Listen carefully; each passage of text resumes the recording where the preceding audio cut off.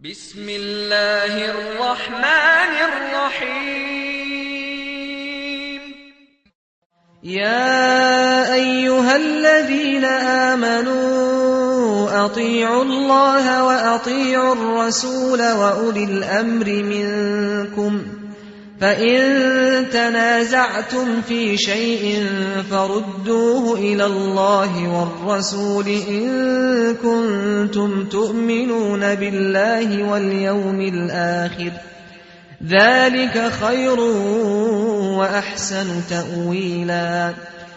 السلام عليكم ورحمة الله وبركاته. الحمد لله رب العالمين نحمده ونستعينه ونؤمن به ونتوكل عليه ونعوذ بالله من شرور أنفسنا ومن سيئات أعمالنا من يهدي الله فلا مضل له ومن يضلل فلا هادي له ونشهد أن لا إله إلا الله وحده لا شريك له وأشهد أن محمدًا عبده ورسوله أرسله بالهدى ودين الحق ليظهره على الدين كله ولو كره المشركون. اللهم صل على محمد وعلى آل محمد كما صليت على إبراهيم وعلى آل إبراهيم إنك حميد مجيد. اللهم بارك على محمد وعلى آل محمد كما باركت على إبراهيم وعلى آل إبراهيم إنك حميد مجيد. أما بعد فإن خير الحديث كتاب الله وخير السنن سنن محمد صلى الله عليه وسلم وشر الأمور محدثاتها وكل محدثة بدعة وكل بدعة ضلالة وكل ضلالة في النار. إن نريد إلا الإصلاح ما استطعت وما توفيقي إلا بالله عليه توكلت وإليه أنيب. اللهم رب اشرح لي صدري ويسر لي أمري واحلل عقدة من لساني يفقهوا قولي. أعوذ بالله من الشيطان الرجيم. بسم الله الرحمن الرحيم. إذا زلزلت الأرض زلزالها وأخرجت الأرض أثقالها وقال الإنسان ما لها يومئذ تحدث أخبارها بأن ربك أوحى لها يومئذ يصدر الناس أشتاتا ليروا أعمالهم فمن يعمل مثقال ذرة خيرا يره ومن يعمل مثقال ذرة شرا يره. اللهم لولا أنت ما اهتدينا ولا تصدقنا ولا صلينا فأنزلا سكينة علينا وثبت الأقدام إلا كينا إن اللولا قد بأوا علينا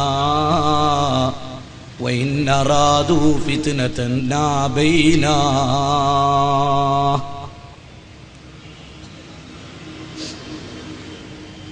സ്നേഹമുള്ള സഹോദരന്മാരെ, ഈ ശബ്ദം ശ്രവിച്ചുകൊണ്ടിരിക്കുന്ന വ്യത്യസ്ത ചിന്തകളും ആശയങ്ങളും നിലനിർത്തുന്ന സഹൃദയരായിട്ടുള്ള ബഹുമാന്യരെ,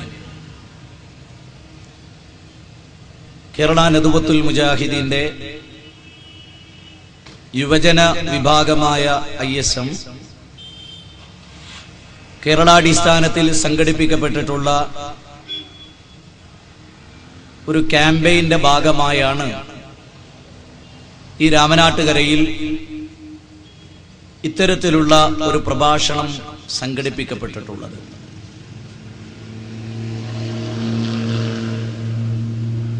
എന്താണ് ഇസ്ലാം?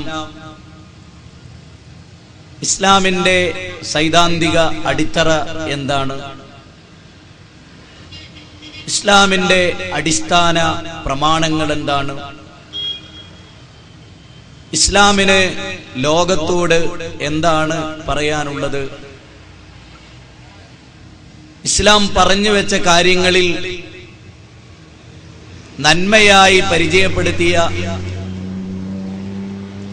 എന്തൊക്കെ കാര്യങ്ങളുണ്ടോ അത് നന്മയല്ല എന്ന് ഇന്നോളം തെളിയിക്കപ്പെട്ടിട്ടില്ല. മാനവരാശിയോട് അരുതേ, ചെയ്യരുതേ, തിന്മയാണ് എന്ന് ഇസ്ലാം പറഞ്ഞിട്ടുള്ള എന്തെങ്കിലും ഒരു കാര്യം മാനവതക്ക് നന്മയാണ് എന്നും ഇന്നോളം തെളിയിക്കപ്പെട്ടിട്ടില്ല. ഇസ്ലാം പറഞ്ഞിട്ടുള്ള ആദർശങ്ങളും ആശയങ്ങളും പടച്ച തമ്പുരാൻ ഈ പ്രപഞ്ചത്തെ സൃഷ്ടിച്ചു പരിപാലിക്കുന്നു എന്നതുമെല്ലാം ഓരോ ദിനങ്ങളിലും ബോധ്യപ്പെട്ടുകൊണ്ടിരിക്കുന്ന ഒരു സാഹചര്യത്തിലാണ് ഞാനും നിങ്ങളുമൊക്കെ ജീവിച്ചുകൊണ്ടിരിക്കുന്നത്. എന്റെ മനസ്സ് ഇന്ന് നിങ്ങൾക്ക് കാണാൻ സാധിക്കുമായിരുന്നെങ്കിൽ ആ മനസ്സിന്റെ ഉള്ളിൽ ഇന്ന് ഉണ്ടായിട്ടുള്ള ഗൗരവകരമായ ചില ചിന്തകൾ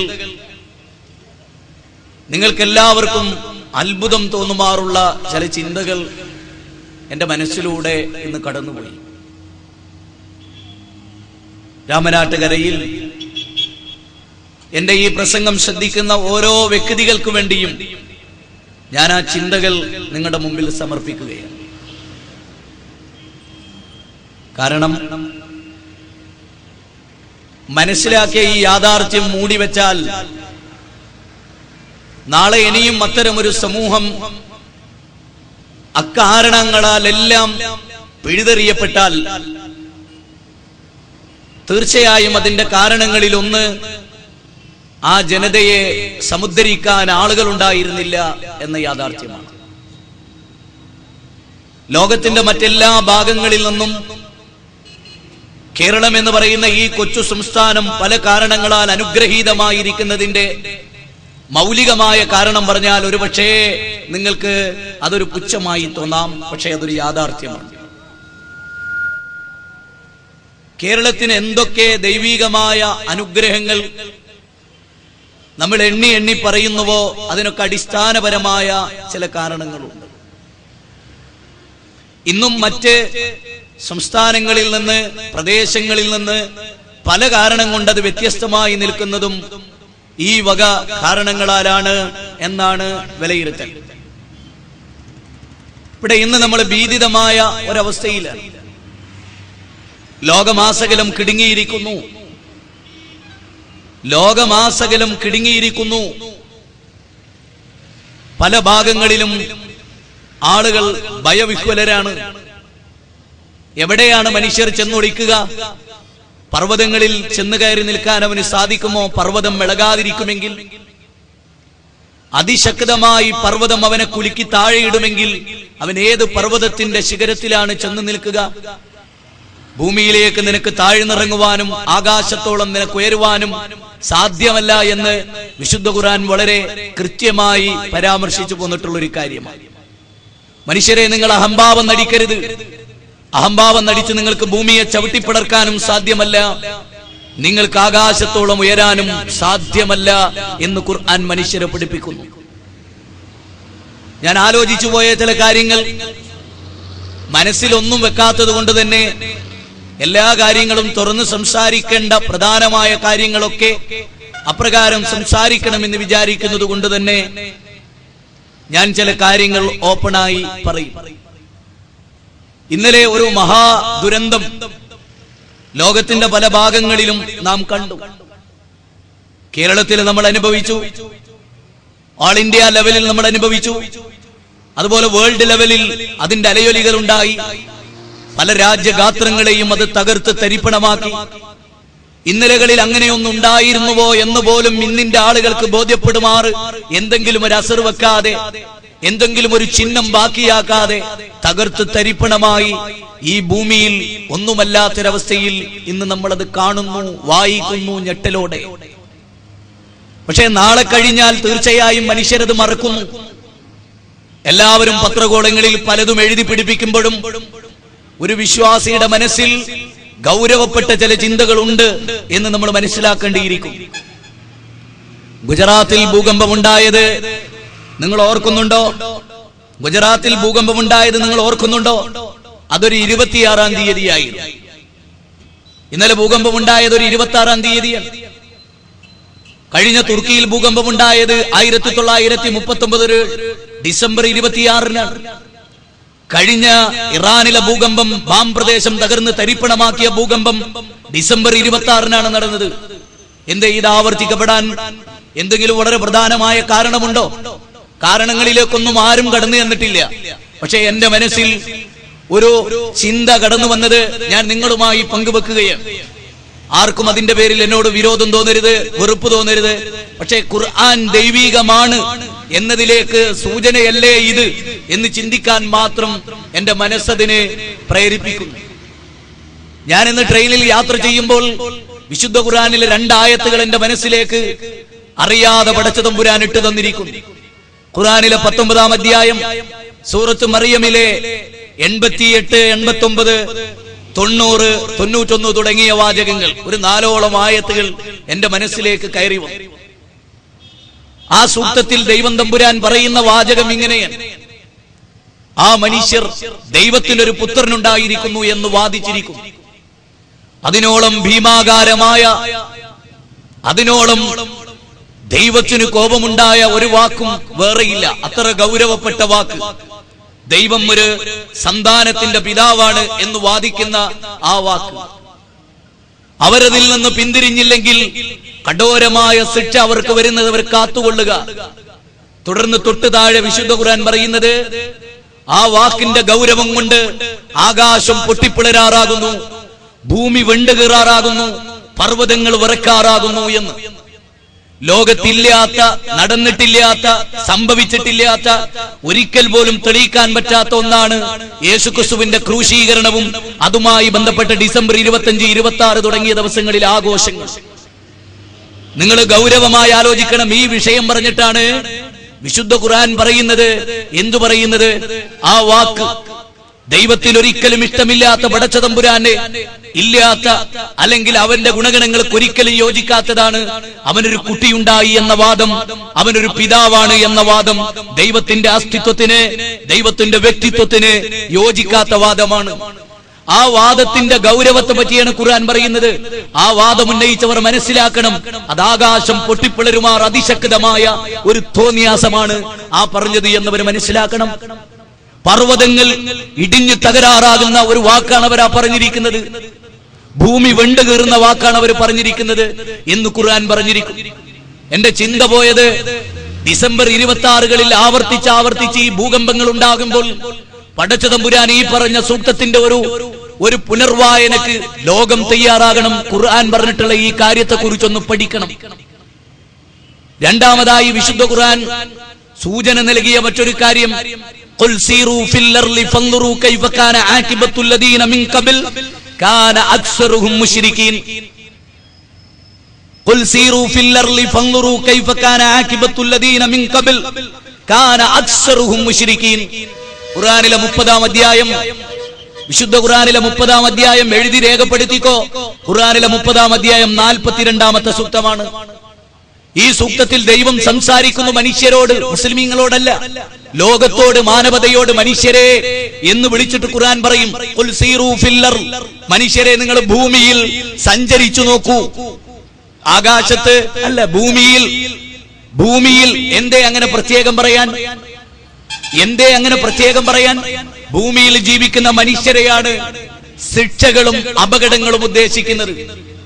ഏറെ രസകരമായ സംഗതി, ഇന്നലെ ഭീമാകാരമായ തിരമാലകൾ മനുഷ്യനെ നക്കിത്തുടക്കുമ്പോൾ സമുദ്രത്തിന്റെ ആന്തരിക ഭാഗത്ത് ഓളങ്ങൾ സൃഷ്ടിച്ചപ്പോ സമുദ്രത്തിന്റെ മുകൾ പരപ്പുകളിൽ ഒന്നും അനുഭവപ്പെടാതെ കൊച്ചു ഓളങ്ങളായി രൂപപ്പെട്ട് അവിടെ കടലിൽ സഞ്ചരിക്കുന്ന മുക്കുവന്മാർക്ക് പോലും പിടുത്തം കിട്ടാത്ത വിധം മനുഷ്യരുള്ള ഭൂരിപക്ഷ പ്രദേശങ്ങളിലേക്ക് അതിശക്തമായ പർവ്വതഗണക്കെ തിരമാലകൾ ആർത്തിരമ്പി വന്നത് എന്തുകൊണ്ടായിരിക്കും എന്നതിനെ കുറിച്ച് ശാസ്ത്രകാരന് ചില നിഗമനങ്ങൾ ഉണ്ടാകാം. പക്ഷേ വളരെ ഗൗരവമായി വിശുദ്ധ ഖുർആനിന്റെ താക്കീദിനെ കുറിച്ചാണ് ഞാൻ മാനവതയോട് പറയുന്നത്. ഈ രാമനാട്ടുകരയിൽ ഇതൊരു പുതുമയല്ല. ആദമിന്റെ തറവാട്ടിലേക്ക് മടങ്ങുക എന്ന പ്രപഞ്ചത്തോളം പഴക്കമുള്ള ഒരു വിഷയം ഇതിന്റെ മുമ്പ് ഞാൻ ഇവിടെ അവതരിപ്പിക്കുകയുണ്ടായി. ഇന്ന് ഞാൻ വീണ്ടും ഒരു പുതിയ വിഷയത്തിന്റെ തുടക്കം കുറിക്കുന്നു. രാമനാട്ടുകരയിലെ മുഴുവൻ മനുഷ്യർക്ക് വേണ്ടി, ഇവിടെയുള്ള ഹിന്ദുവിനും മുസ്ലിമിനും ക്രിസ്ത്യാനിക്കും ജൈനനും ബൗദ്ധനും സിഖുകാരനും പായ്സിക്കും മതമുള്ളവനും ഇല്ലാത്തവനും ഈശ്വരധികാരിയുമായിട്ടുള്ള മനുഷ്യന്റെ മുമ്പിൽ വളരെ പുതുമയുള്ള ഒരു കാര്യം ഞാൻ അവതരിപ്പിക്കും. നിങ്ങൾ പരിശോധിക്കാൻ തയ്യാറുണ്ടോ? നിങ്ങൾ പഠിക്കാൻ തയ്യാറുണ്ടോ? മുമ്പ് 2001 ഗുജറാത്തിൽ ഭൂകമ്പമുണ്ടായ ദിവസം, അന്ന് രാത്രി ഭൂകമ്പമുണ്ടായ ആ പകലിന്റെ അർദ്ധരാത്രിയെ പറ്റി നിങ്ങൾ ആരെങ്കിലും പഠിച്ചിട്ടുണ്ടോ, മനസ്സിലാക്കിയിട്ടുണ്ടോ? അന്ന് ഗുജറാത്തിൽ പ്രത്യേകമായ 2 ആഘോഷങ്ങൾ, 2 മതവിഭാഗങ്ങളുടെ 2 ആഘോഷങ്ങൾ ഉണ്ടായിരുന്നു. നിങ്ങൾ പുറകോട്ട് പോകുക, 2001 ഡിസംബറിലേക്ക് നിങ്ങൾ കടന്നു പോകുക, ആ 26-ാം തീയതിയിലേക്ക് നിങ്ങൾ കടന്നു പോകുക. അന്ന് 2 മതങ്ങളുടെ 2 ആഘോഷങ്ങൾ സുപ്രധാനമായി ഇവിടെ നടന്നിരുന്നു. എന്താ 2 ആഘോഷം? ആർക്കും എന്നോട് വിരോധം തോന്നരുത്. ഒന്ന്, മുസ്ലിം സമൂഹം ഒരു മനുഷ്യൻ മരിച്ചിട്ട് ആ മനുഷ്യന്റെ ദർഗ കെട്ടിപ്പൊന്തിച്ച് ആ ദർഗയിൽ പടച്ചതമ്പുരാനെ ആരാധിക്കേണ്ടതിന് പകരം, പ്രപഞ്ചനാഥനെ ആരാധിക്കേണ്ടതിന് പകരം ആ ശൈഖിന്റെ ദർഗയിൽ പൂര ഉത്സവം കൊണ്ടാടിയ ദിവസമായിരുന്നു അന്ന്. ഒന്ന്.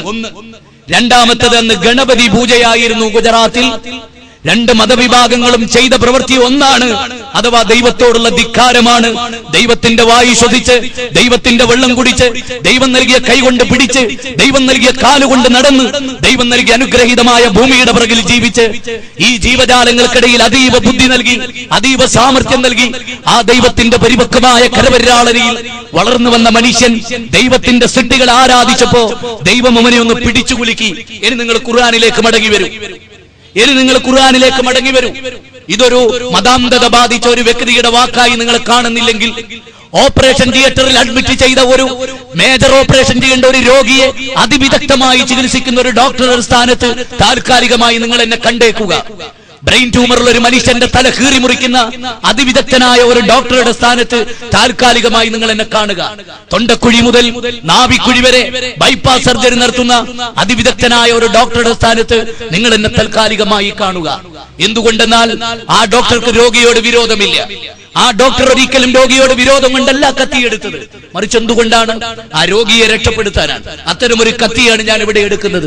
ആ കത്തിക്ക് ഇരുതല മൂർച്ചയുള്ള സാധാരണ രക്തം ചൂറ്റുന്ന ഒന്നില്ല. മനുഷ്യന്റെ ബുദ്ധിയെ ചിന്തോദ്ദീപകമാക്കുന്ന, മനുഷ്യന്റെ ചിന്താമണ്ഡലത്തെ ഉദ്ദീപിപ്പിക്കുന്ന, മനുഷ്യന്റെ ഇന്നലകളിലെ മരവിച്ച വിശ്വാസങ്ങളെ വിഭാടനം ചെയ്യാൻ പര്യാപ്തമായ ഒരു ചിന്തയിലേക്കാണ് ഞാൻ നിങ്ങളെ നയിക്കുന്നത്.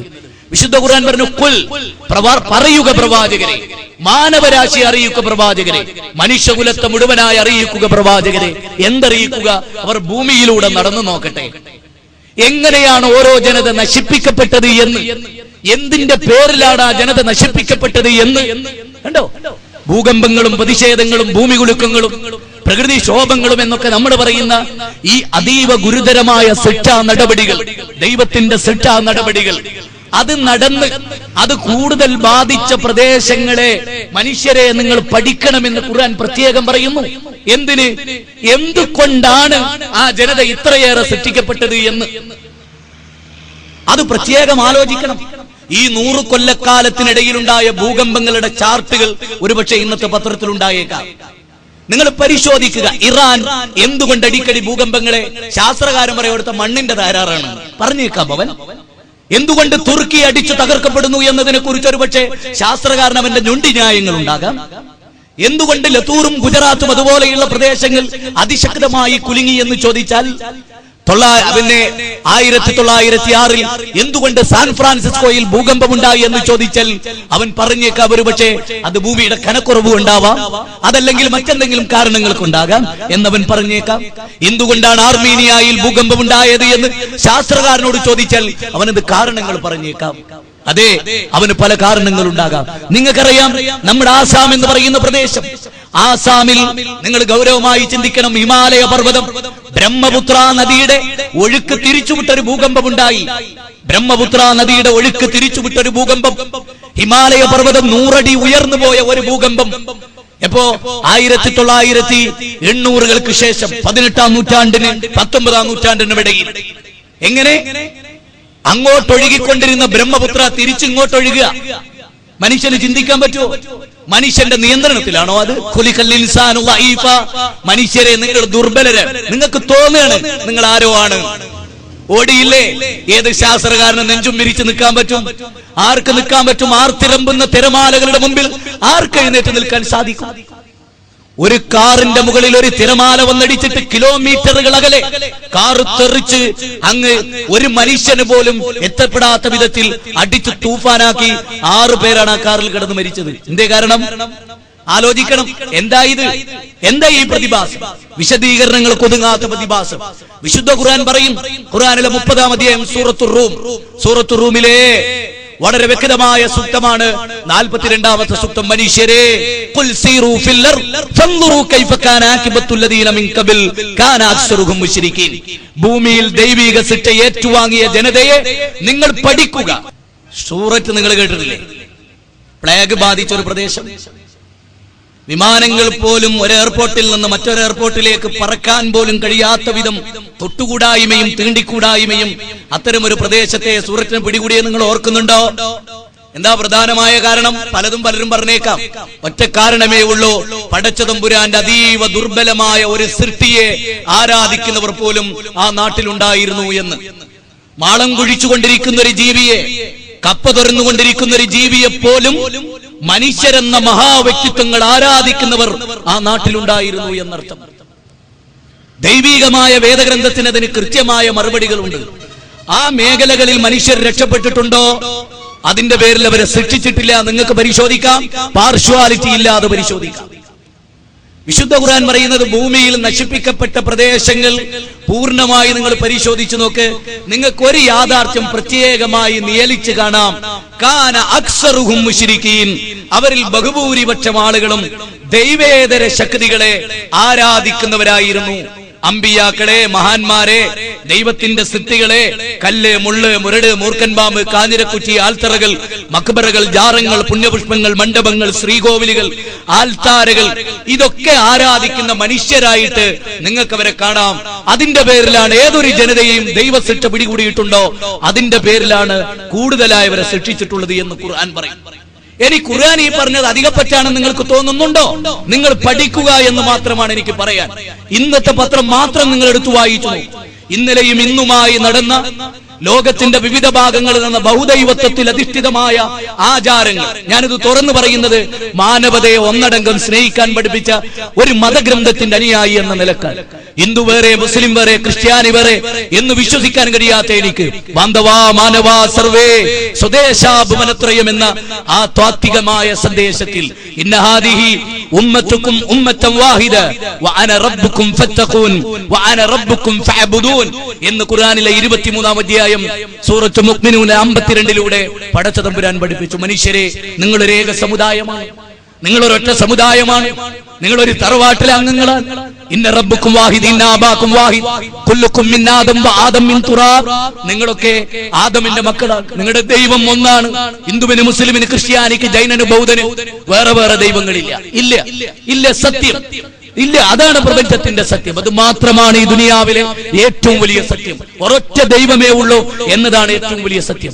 ഈ കണ്ടതൊന്നും കളിയല്ല, ഈ കണ്ടതൊന്നും തമാശയല്ല. ഈ രാമനാട്ടുകരയിൽ ഈ ഡിസംബർ 27 എന്നത് ദൈവം തമ്പുരാൻ കനിഞ്ഞരുളിയിട്ടുള്ള ഒരു ഗിഫ്റ്റ് ആയിട്ട് ജനങ്ങളോട് ചിലത് പറയാൻ എനിക്ക് അല്ലാഹു നൽകിയ ഒരു അപാരമായ സന്ദർഭമായി ഞാനിതിനെ കാണുന്നു. ഇതിന്റെ സംഘാടകർക്ക് അത്തരമൊരു ചിന്ത ഇട്ടുകൊടുത്തത് പടച്ചതമ്പുരാനാണ്. ഒരു പ്രദേശത്തെങ്കിലും ഈ ഒരു ശബ്ദം കേൾക്കട്ടെ. നിങ്ങൾ ആലോചിച്ചു നോക്കൂ. കാന അക്സറുഹും മുശ്രിക്കീൻ. ജോൺ മാർഷൽ ഇൻഡസ് വാലി സിവിലൈസേഷനെ കുറിച്ച് പഠിച്ചിട്ട് ഒരു വാചകം അദ്ദേഹം ഇങ്ങനെ എഴുതി ചേർക്കും. ചരിത്രത്തിന്റെ ഭാഗമായി ഈ ജനത അഥവാ സിന്ധു നദീതട സംസ്കാരത്തെ, മോഹൻജദാരോ ഹാരപ്പൻ സംസ്കാരത്തെയൊക്കെ പരിശോധിക്കുമ്പോ തകർന്ന് തരിപ്പണമായി മണ്ണോട് മണ്ണ് ചേർന്ന് കിടക്കുന്നത് കാണുമ്പോ അതൊരു കേവലമായ വൈദേശിക ആക്രമണത്തിലൂടെ തകർക്കപ്പെട്ടതാണെന്ന് മനസ്സിലാക്കാൻ എനിക്ക് സാധ്യമല്ല. അതൊരു ദൈവിക ശിക്ഷയാകാനുള്ള സാധ്യത തള്ളിക്കളയാവുന്നില്ല എന്ന്.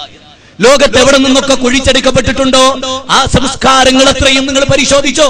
കാനാക്സറുഹും മുശ്രിക്കീൻ, അവരിൽ ബഹുഭൂരിപക്ഷം ആളുകളും മുശ്രിക്കായിരുന്നു. ഇന്ന് പത്രങ്ങളിലെ വാർത്തകൾ പോലും നിങ്ങൾ ശ്രദ്ധിച്ചു നോക്കൂ. കടലമ്മയെ ആശ്രയിച്ചു നിൽക്കുന്ന മനുഷ്യന്മാർ. അങ്ങനെ ഒരു അമ്മയുണ്ടോ? അങ്ങനെ ഒരു അമ്മയുണ്ടോ? എങ്കിൽ ഹിന്ദു കടലമ്മ, മുസ്ലിം കടലമ്മ എന്നൊരമ്മയുണ്ടോ? ശുദ്ധമായ വിവരക്കേടാണ് മാനവരാശിയുടെ മുമ്പിൽ വിതറിക്കൊണ്ടിരിക്കുന്നത്. നിങ്ങൾ മനസ്സിലാക്കണം. കടലി എന്ന് പറയുന്ന അങ്ങനെ ഒരു അമ്മയാണ്, ദൈവത്തിന്റെ ഒരു സൃഷ്ടി മാത്രം അല്ലേ? നിങ്ങൾ ആലോചിച്ച് നോക്കുന്നത് മാത്രമാണോ? കടൽ എന്ന് പറയുന്നത് ഈ ഭൂമിയുടെ രൂപീകരണത്തെ പറ്റി അറിയാവുന്നവർക്ക്, ശാസ്ത്രീയമായി പഠിച്ച ആളുകൾക്കറിയാം. ഭൂമിയും ആകാശവും എങ്ങനെ രൂപപ്പെട്ടു എന്ന് ശാസ്ത്രീയമായി പഠിച്ച ഒരു ഹിന്ദു വിദ്യാർത്ഥിയോട് ചോദിക്കും. കടലമ്മയെ അങ്ങനെയായി ആ കടലമ്മയെ വിളിച്ച് പ്രാർത്ഥിക്കുന്ന മനുഷ്യർ, അതിനോളം വലിയ തിന്മ ഈ ലോകത്ത് വേറെയില്ല. സ്വന്തം അച്ഛനെ അച്ഛൻ എന്ന് വിളിക്കാത്ത, ജന്മം നൽകിയ സ്വന്തം അമ്മയെ അമ്മയായി കാണാത്തത് നന്ദികേടാണ് എന്ന് ലോകത്തെല്ലാവരും പറയില്ലേ? വിജ്ഞാനമുള്ളവർ, വിവരമുള്ളവർ എല്ലാവരും പറയില്ലേ? മാതാവിന്റെ പൊക്കിൾക്കൊടിയിൽ പോലും, മാതാവിന്റെ ഗർഭപാത്രത്തിൽ പോലും രൂപപ്പെടുന്നതിന് മുമ്പ്, ഒരു ഇന്ദ്രിയത്തുള്ളി പോലും ആകുന്നതിന് മുമ്പ് ഈ മണ്ണിന്റെ ഭാഗമായി കിടന്ന് നിന്നെ ഇന്ദ്രിയത്തുള്ളിയായി രൂപപ്പെടുത്തി കോടിക്കണക്കായ ബീജഗണങ്ങളിൽ 200 കോടി ബീജഗണങ്ങളിൽ നിന്ന് ലക്ഷണമൊത്തൊരു ബീജത്തെ അണ്ഡവുമായി കൂട്ടിയോജിപ്പിച്ച് ഗർഭപാത്രത്തിന്റെ ഭിത്തിയിൽ അല്ലക്കായി നിന്നെ കെട്ടിത്തൂക്കിയിട്ട് നിന്നെ നിർണായകമായ ഘട്ടത്തിൽ വളർത്തിയ നിന്റെ രക്ഷകനാരാൻ? നിന്നെ സംരക്ഷിച്ചവനാരാൻ? അതിന് ജാതിമതമുണ്ടോ? ജാതിമതമുണ്ടോ ഗർഭപാത്രത്തിൽ ഒരു കുഞ്ഞു രൂപപ്പെടുന്നതിന്? ഇല്ല പ്രിയപ്പെട്ടവരെ. അങ്ങനെ ആ കുഞ്ഞിനെ വളർത്തി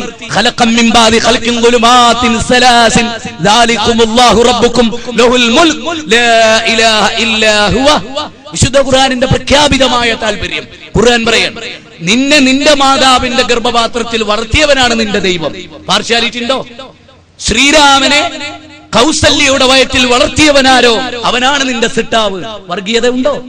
വിഭാഗീയത ഉണ്ടോ? ഉണ്ടോ? ഇന്ന് 633 കോടി ജനങ്ങൾ ഈ ഭൂമുഖത്ത് ജീവിക്കുന്നു. എത്രയോ ഒപ്പം മരിച്ചു, എണ്ണം കുറഞ്ഞു.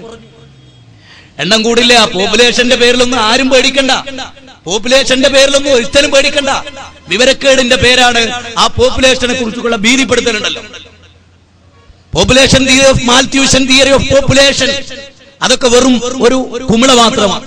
ചരിത്രത്തെ, ലോകത്തെ, സംസ്കാരത്തെ പഠിക്കാത്തത് കൊണ്ടുള്ള തകരാറ്. ഈ ലോകത്തിന് പ്രകൃതി നിർദ്ധാരണം വഴി ചില സമ്പ്രദായങ്ങളുടെ നിലനിൽക്കലും തകർക്കലും ഒക്കെ അതിന്റെ ഭാഗമായി വരുന്ന, അതിനൊന്നും ആരും പേടിക്കണ്ട. പിന്നെ ഏതെങ്കിലും ഒരു വിഭാഗം കുറച്ച് അംഗം കൂടുന്നതിന് വല്ലവർക്കും പേടിയുണ്ടെങ്കിൽ അവർ ആ നിലക്ക് തുറന്നു പറഞ്ഞേക്കുക എന്നല്ലാതെ വേറെ പ്രശ്നമൊന്നും അതിലില്ല. ഇവിടെ എത്ര മനുഷ്യർ കൂടിയാലും കുറഞ്ഞാലും പടച്ചോനൊരു പ്രശ്നവുമില്ല. ഇവിടെ ഇപ്പൊ നാളെ ഹൈന്ദവരും മാത്രമായിട്ടായിട്ട് ഉണ്ടായിരുന്നു വിചാരിക്കുക, പടച്ചോനൊരു പ്രശ്നമില്ല. കാരണം അള്ളാന്റെ സൃഷ്ടിയാണത്, പടച്ച തമ്പുരാനാണ് അവനെ സൃഷ്ടിച്ചത്. ആ അള്ളാഹ് അവനോട് പ്രത്യേക വിരോധവും വേറൊരു വിഭാഗത്തോട് വലിയ കൂറുണ്ടോ? അങ്ങനെ ഇല്ലാന്നേ. അത് നമ്മുടെ തെറ്റിദ്ധാരണയാണ്. നമ്മൾ അങ്ങനെ ധരിപ്പിച്ചിരിക്കുന്നു. കാരണം പൗരോഹിത്യത്തിന് ജീവിക്കാൻ നല്ല വകുപ്പ് അത്. നിങ്ങൾ ആലോചിക്കണം പല കാര്യങ്ങളും. ഞാനൊന്ന് പറയട്ടെ, നിങ്ങൾ ചിന്തിച്ചു നോക്കൂ. ഇന്ന് നിങ്ങൾ പലതും എടുത്തു നോക്കൂ. വിവേകാനന്ദ പാറ നിങ്ങൾ എടുത്തു നോക്കൂ. വിവേകാനന്ദ പാറയിൽ പാവപ്പെട്ട 800ഓളം ജനങ്ങളാണ് ഇന്നലെ കുടുങ്ങിപ്പോയത്. ഭീതിതമായ അവസ്ഥയിൽ സ്വന്തം ഭാര്യയും കുഞ്ഞിനെയും പാറക്കല്ലിനോട് കൂട്ടിപ്പിടിക്കുന്ന ഒരു മനുഷ്യന്റെ വികാരം എന്ത്? മരണത്തെ മുഖാമുഖം കാണുന്ന ഒരു മനുഷ്യന്റെ വികാരവും വിചാരവും മാനസികാവസ്ഥയും എന്തായി?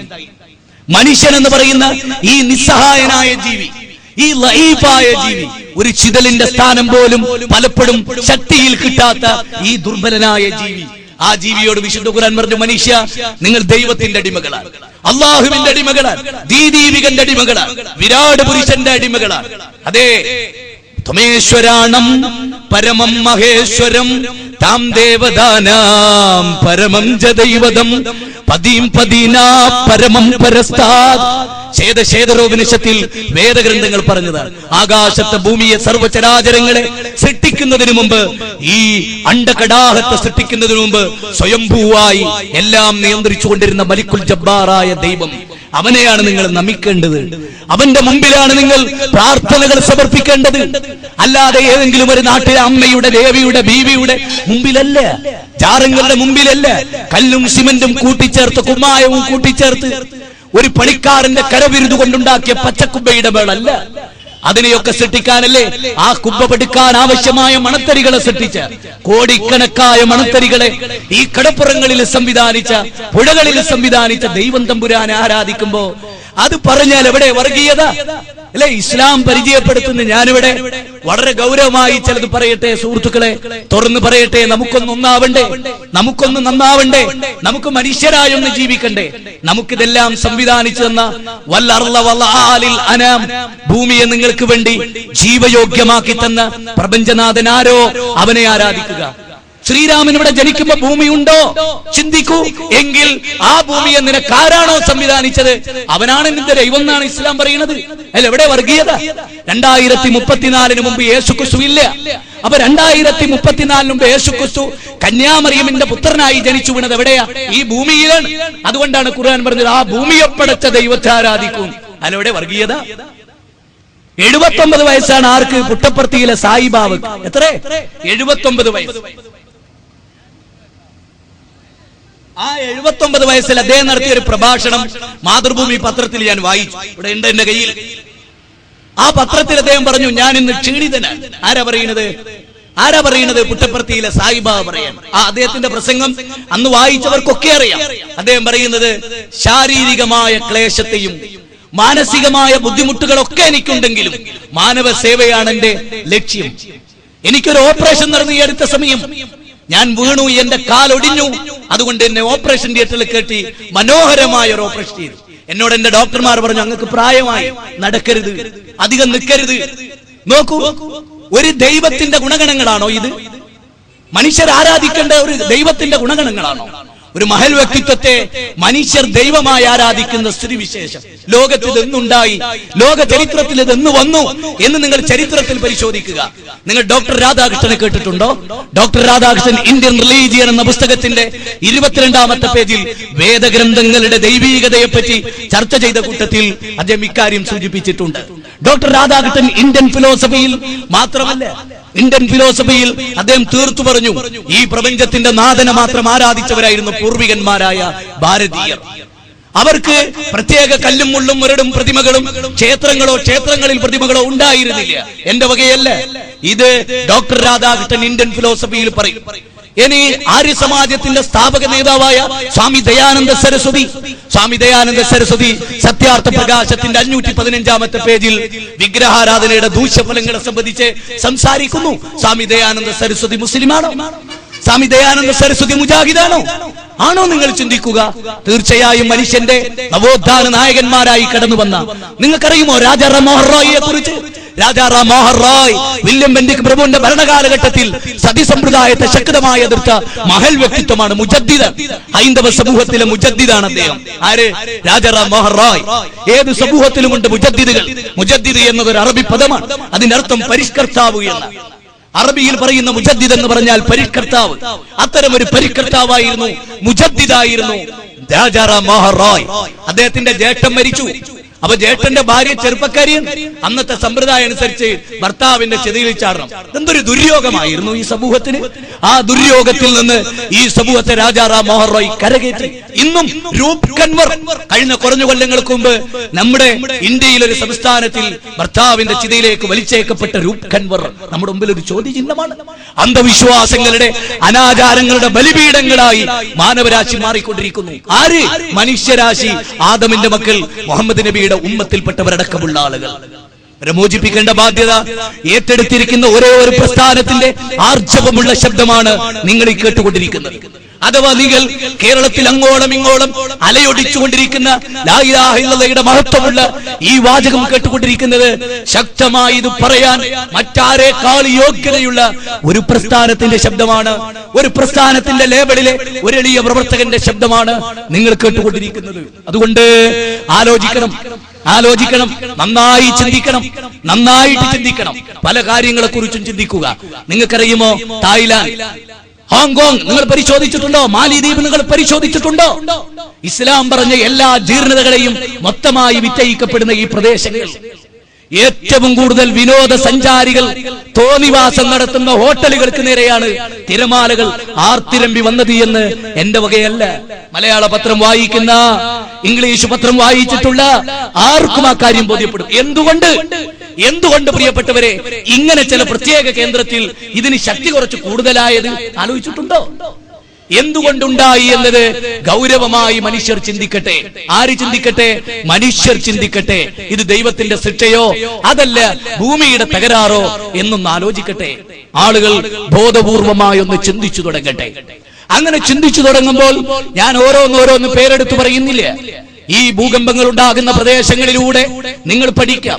ഞാൻ ഒന്നുകൂടെ പറയും, അതിവിദഗ്ധന്മാരായ പഠന റിപ്പോർട്ടുകൾ തയ്യാറാക്കുന്ന പലരുമുണ്ട്. പല സ്ഥലത്തും പലതും നടന്നാൽ അവിടെ പോയിട്ട് ഓരോന്നും പഠിച്ചു വരുന്ന അവരോട് അത്തരം ആരെങ്കിലും ഇവിടെ ഉണ്ടെങ്കിൽ, എനിക്കതിന് കഴിവില്ലാത്തതുകൊണ്ടും അങ്ങനെ കഴിവുള്ളവരിവിടെ ഉണ്ടെങ്കിൽ, ഉള്ളവരെ അറിയുന്നവരുണ്ടെങ്കിൽ നിങ്ങൾ അറിയിച്ചു കൊടുക്കൂ അവർക്ക് ഭൂകമ്പം ഉണ്ടായത് എന്തുകൊണ്ട്, ആ സമൂഹത്തിന്റെ അവസ്ഥ എന്തായിരുന്നു, ഏതൊക്കെ പ്രദേശങ്ങളിലാണ് കൂടുതൽ ഭൂകമ്പം ബാധിച്ചത്, എവിടെയാണ് അതിന്റെ സംഹാര താണ്ഡവമാടിയത്, ആ സംഹാര താണ്ഡവമാടിയ പ്രദേശത്ത് സാംസ്കാരികത എന്തായിരുന്നു, ഈ സാംസ്കാരികത എന്തായിരുന്നു എന്നൊന്ന് പരിശോധിക്കാൻ. മറീന ബീച്ച് നല്ല സംസ്കാരമുള്ള സ്ഥലമാണോ? ആണോ? നിങ്ങൾ പരിശോധിക്കുക. ആണോ അത്? ഇന്നിപ്പോ നമ്മള് ഈ വികസനം, ഏത് വികസനം? ടൂറിസ്റ്റ് കേന്ദ്രങ്ങളുടെ വികസനം, അത് വളരെ ഉഷാറായിട്ട് ഒരു ഏറെക്കുറെ ഇന്ന് കേരളത്തെ ഇനി അടുത്ത 2-3 കൊല്ലത്തിനുള്ളിൽ കൊച്ചിയിലൊക്കെ പ്രബോധന പ്രവർത്തനമായിട്ട് ജീവിക്കുന്ന ഒരു എളിയ പ്രവർത്തനം, കണ്ണ് ചുമ്മണം, കണ്ണിങ്ങനെ പൂട്ടി വെച്ചിട്ട് വേണം റോട്ടിൽ സഞ്ചരിക്കാൻ. അത്ര വൃത്തികേടുകളിലേക്കാ പോണത്. കുലുങ്ങും, അതിന്റെ തൊട്ടടുത്ത് കുലുക്കി കാണിച്ചു കൊടുത്തു, മനസ്സിലായിക്കോ, ഇതിനെ അതിക്രമിച്ച് കിടക്കാൻ വലിയ പണിയില്ല. വിശുദ്ധ ഖുർആൻ പറഞ്ഞ ഒരു ആയത്തറിയണോ നിങ്ങൾക്ക്? വിശുദ്ധ ഖുർആൻ പറഞ്ഞു, മനുഷ്യരെ, ഇദസ്സമാഉ ഫതറത് വൈദൽ കവാകിബു തസറത് വൈദൽ ബിഹാറു ഫുജിറത് വൈദൽ ഖുബൂറു ബുസിറത്. 4 ആയത്ത് മാത്രം ഖുർആനിലെ 82-ാം അധ്യായം 1 മുതൽ 4 വരെയുള്ള സൂക്തം. ഇതിന്റെ അർത്ഥം അറിയോ? ആകാശം പൊട്ടിപ്പിളരുക തന്നെ ചെയ്യും അങ്ങനെ തരുന്ന ദിവസം, നക്ഷത്രങ്ങൾ കൊഴിഞ്ഞു വീഴുന്ന ദിവസം. പിന്നെയോ വൈദൽ ബിഹാറു ഫുജിറത്, കടലുകൾ അതിന്റെ അതിർവരമ്പുകൾ ലംഘിച്ച് അതിക്രമിച്ച് കയറുന്ന ദിവസം. ഒന്ന് ചിന്തിച്ചു നോക്കൂ. പാളകിതാബിലല്ല, ദൈവീക ഗ്രന്ഥത്തിൽ എന്ന് പൂർണ്ണ ഉറപ്പുള്ള ഗ്രന്ഥത്തിൽ മനുഷ്യന്റെ കരങ്ങൾ തെല്ലും കടന്നു വരാത്ത, വള്ളിക്ക് പുള്ളിക്ക് വ്യത്യാസമില്ലാത്ത, മാറി വന്നിട്ടില്ലാത്ത, ഒരു ന്യൂനതയുമില്ലാത്ത 15 നൂറ്റാണ്ടോളം ദൈവത്താൽ സംരക്ഷിക്കപ്പെട്ട ഗ്രന്ഥം പറയുന്നു, വൈദൽ ബിഹാറു ഫുജിറത്, സമുദ്രങ്ങൾ പൊട്ടിയൊഴുക്കപ്പെടും തടുക്കാനാവാത്ത അതിശക്തമായ തിരമാലകളായി.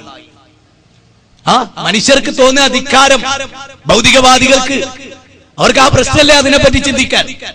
പക്ഷേ ഇത്തരമൊന്ന് കാണുമ്പോ ആർത്തിരമ്പി എന്ന് വാവളക്കാനല്ലാതെ ധിക്കാരികൾക്ക് പലപ്പോഴും സാധിച്ചിട്ടില്ല എന്ന് നാം മനസ്സിലാക്കണം. അതുകൊണ്ട് വിനീതരാവുക, ദൈവത്തിന്റെ വിനീത ദാസന്മാരാകുക. ഇതാണ് ദൈവം നമ്മളോട് ആവശ്യപ്പെടുന്നത്. ഖുർആനിന്റെ ഒരു ചോദ്യമുണ്ട്. വിശുദ്ധ ഖുർആൻ പറയുന്നു, കടലുകൾ പൊട്ടിയൊഴുക്കപ്പെടും, ഖബറിന്റെ ഉള്ളിൽ തിളച്ചുമറിയുന്ന ലാവകളും അതിശക്തമായ അഗ്നിപർവ്വതങ്ങൾ, അത് ഭൂമിക്കുള്ളിലേക്ക്. ഖുർആനിന്റെ ഒരു പ്രയോഗം കണ്ടോ? ഇദാ സുൽസിലത്തിൽ അർളു സിൽസാലഹ. സിൽസില എന്ന് പറയുമ്പോൾ തന്നെ ചങ്ങല കുലുങ്ങിപ്പോയി. ഖുർആനിന്റെ പ്രത്യേകത അതാണ്. ഇദാ സുൽസിലത്തിൽ അർളു സിൽസാലഹ. ഖുർആനിലെ 99-ാം അധ്യായം, ഭൂമി അതിന്റെ കിലുക്കം കിലുങ്ങുന്ന ദിവസം. വഖാലൽ ഇൻസാനു മാലഹ. അന്ന് മനുഷ്യർ ചോദിക്കും, അടുത്ത 10 മിനിറ്റ് വരെ എന്ത് ശാന്തമായിരുന്നത്, പറഞ്ഞില്ലേ പത്രങ്ങൾ മുഴുവൻ? പറഞ്ഞില്ലേ കഴിഞ്ഞ 10 മിനിറ്റ് മുമ്പ് വരെ കാർമേഘമുണ്ടായിരുന്നുവോ, അടയാളങ്ങൾ ഉണ്ടായിരുന്നുവോ, തിരമാലകളിൽ എന്തെങ്കിലും പ്രത്യേകത ഉണ്ടായിരുന്നുവോ? ഒന്നും ഉണ്ടായിരുന്നില്ല. തൊട്ടടുത്ത് എന്ന നിലക്ക് അതെങ്ങനെയാ പിടികൂടിയത്? അത് നിങ്ങൾ കണ്ടേ? ഇന്നത്തെ പത്രത്തിലെ ഒരു ഭാഗം ഇതാണ്. എന്താ, ചില മുക്കുവന്മാർക്ക് അതിന്റെ ചില അടയാളങ്ങൾ, കാരണം വർഷങ്ങളായതിന്റെ പരിചയങ്ങളുണ്ട്, ചില അടയാളങ്ങൾ പെട്ടെന്ന് കാര്യങ്ങൾ ഒരുക്കുകയാണ്. അപ്പോ പ്രവാചകൻ പറഞ്ഞൊരു വാചകാണ് എനിക്ക് ഓർമ്മ വന്നത്. റസൂലുള്ളാഹി സ്വല്ലല്ലാഹു അലൈഹി വസല്ലം വാഴ്ത്തപ്പെടട്ടെ പ്രിയപ്പെട്ടവരെ, മുക്കുവനായ ഒരു മനുഷ്യൻ അവന്റെ വലക്കണ്ണി അഴിച്ചുകൊണ്ടിരിക്കുമ്പോൾ അത് അവനെയും കൊണ്ട് കടന്നു പോകാം. ഹദീസിലെ വാചകമാണ്. ഇസ്ലാമിലേക്ക് വരാൻ സമയമായിട്ടുണ്ട് മാനവതക്ക് തിരിച്ചു വരാൻ. നാളെയുടെ സൂര്യോദയം ഇസ്ലാമിന്റെ സൂര്യോദയമായി മാറാൻ. കാരണം ഇത് ദൈവീക മതമാണ്, പ്രവാചകന്റെ വാക്കാണ്. ഒരു മുക്കുവൻ അവന്റെ വലക്കണ്ടി ശരിയാക്കിക്കൊണ്ടിരിക്കവേ അവനെ അത് പിടികൂടും. പിടികൂടിയില്ലേ? വായിലേക്ക് അവന്റെ ഭാര്യ കൊടുത്ത ഭക്ഷണത്തിന്റെ ഒരു ഉരുള അവന്റെ വായിലേക്ക് ചെന്ന് ചേരുന്നതിന് മുമ്പ് അവനെ അത് പിടികൂടും. വീണ്ടും പ്രവാചകൻ പറഞ്ഞു, ഫുട്പാത്തിലെ കച്ചവടക്കാർ, പ്രവാചകന്റെ വാക്ക്, ഫുട്പാത്തിലെ കച്ചവടക്കാർ ചീപ്പ് റേറ്റിൽ ഷർട്ട് വിറ്റുകൊണ്ടിരിക്കുമ്പോ ആ ഷർട്ട് ഇങ്ങനെ പൊക്കി പിടിച്ച് അതിന്റെ വില പറഞ്ഞുകൊണ്ടിരിക്കുമ്പോൾ അതവനെ പിടികൂടും. ഈ റസൂലുള്ള ദൈവത്തിൽ നിന്ന് വഹിയുള്ള അഭീഷ്ടമനുസരിച്ച് സംസാരിക്കാത്ത പ്രവാചക പ്രഭു. ഈ പ്രവാചകനിലേക്ക് ലോകം മടങ്ങി വരട്ടെ. മഹാമതിരിക്കാതെ ശിഷ്യശാഖ സബുജിതം. അങ്ങനെ ഇരിക്കുമ്പോൾ വിദേശീയനായ ആചാര്യൻ വരും, അവൻ മുഹമ്മദ് എന്ന പേരിൽ ഖ്യാതി നേടുമെന്ന് ഭവിഷ്യൽ പുരാണത്തിൽ കിട്ടദ്വൈപായന വേദവ്യാസൻ പറഞ്ഞ ആ പ്രവാചകൻ ലോകത്തോട് പറഞ്ഞു, മനുഷ്യരെ ഒരു വലക്കണ്ണി അഴിക്കുന്നതിന് മുമ്പ് ആ ശിക്ഷാ നടപടികൾ ദൈവം നടപ്പാക്കിയ പ്രദേശങ്ങളിൽ 2 നിലക്ക് ഖുർആൻ പറഞ്ഞു. അപ്പൊ നിങ്ങൾ ചോദിക്കും, നല്ല മനുഷ്യന്മാരല്ലേ? ഉണ്ട്. ഖുർആൻ അതാ പറഞ്ഞത്, നല്ലവരെയും ചീത്തവരെയും നോക്കി വേർതിരിക്കുക വിടില്ല. ഇവിടെ അങ്ങനെ വേർതിരിക്കൂല. അതുകൊണ്ട് ഖുർആൻ മനുഷ്യരോട് ഒന്നടങ്കം പറഞ്ഞൊരു കാര്യം പറയട്ടെ ഞാൻ,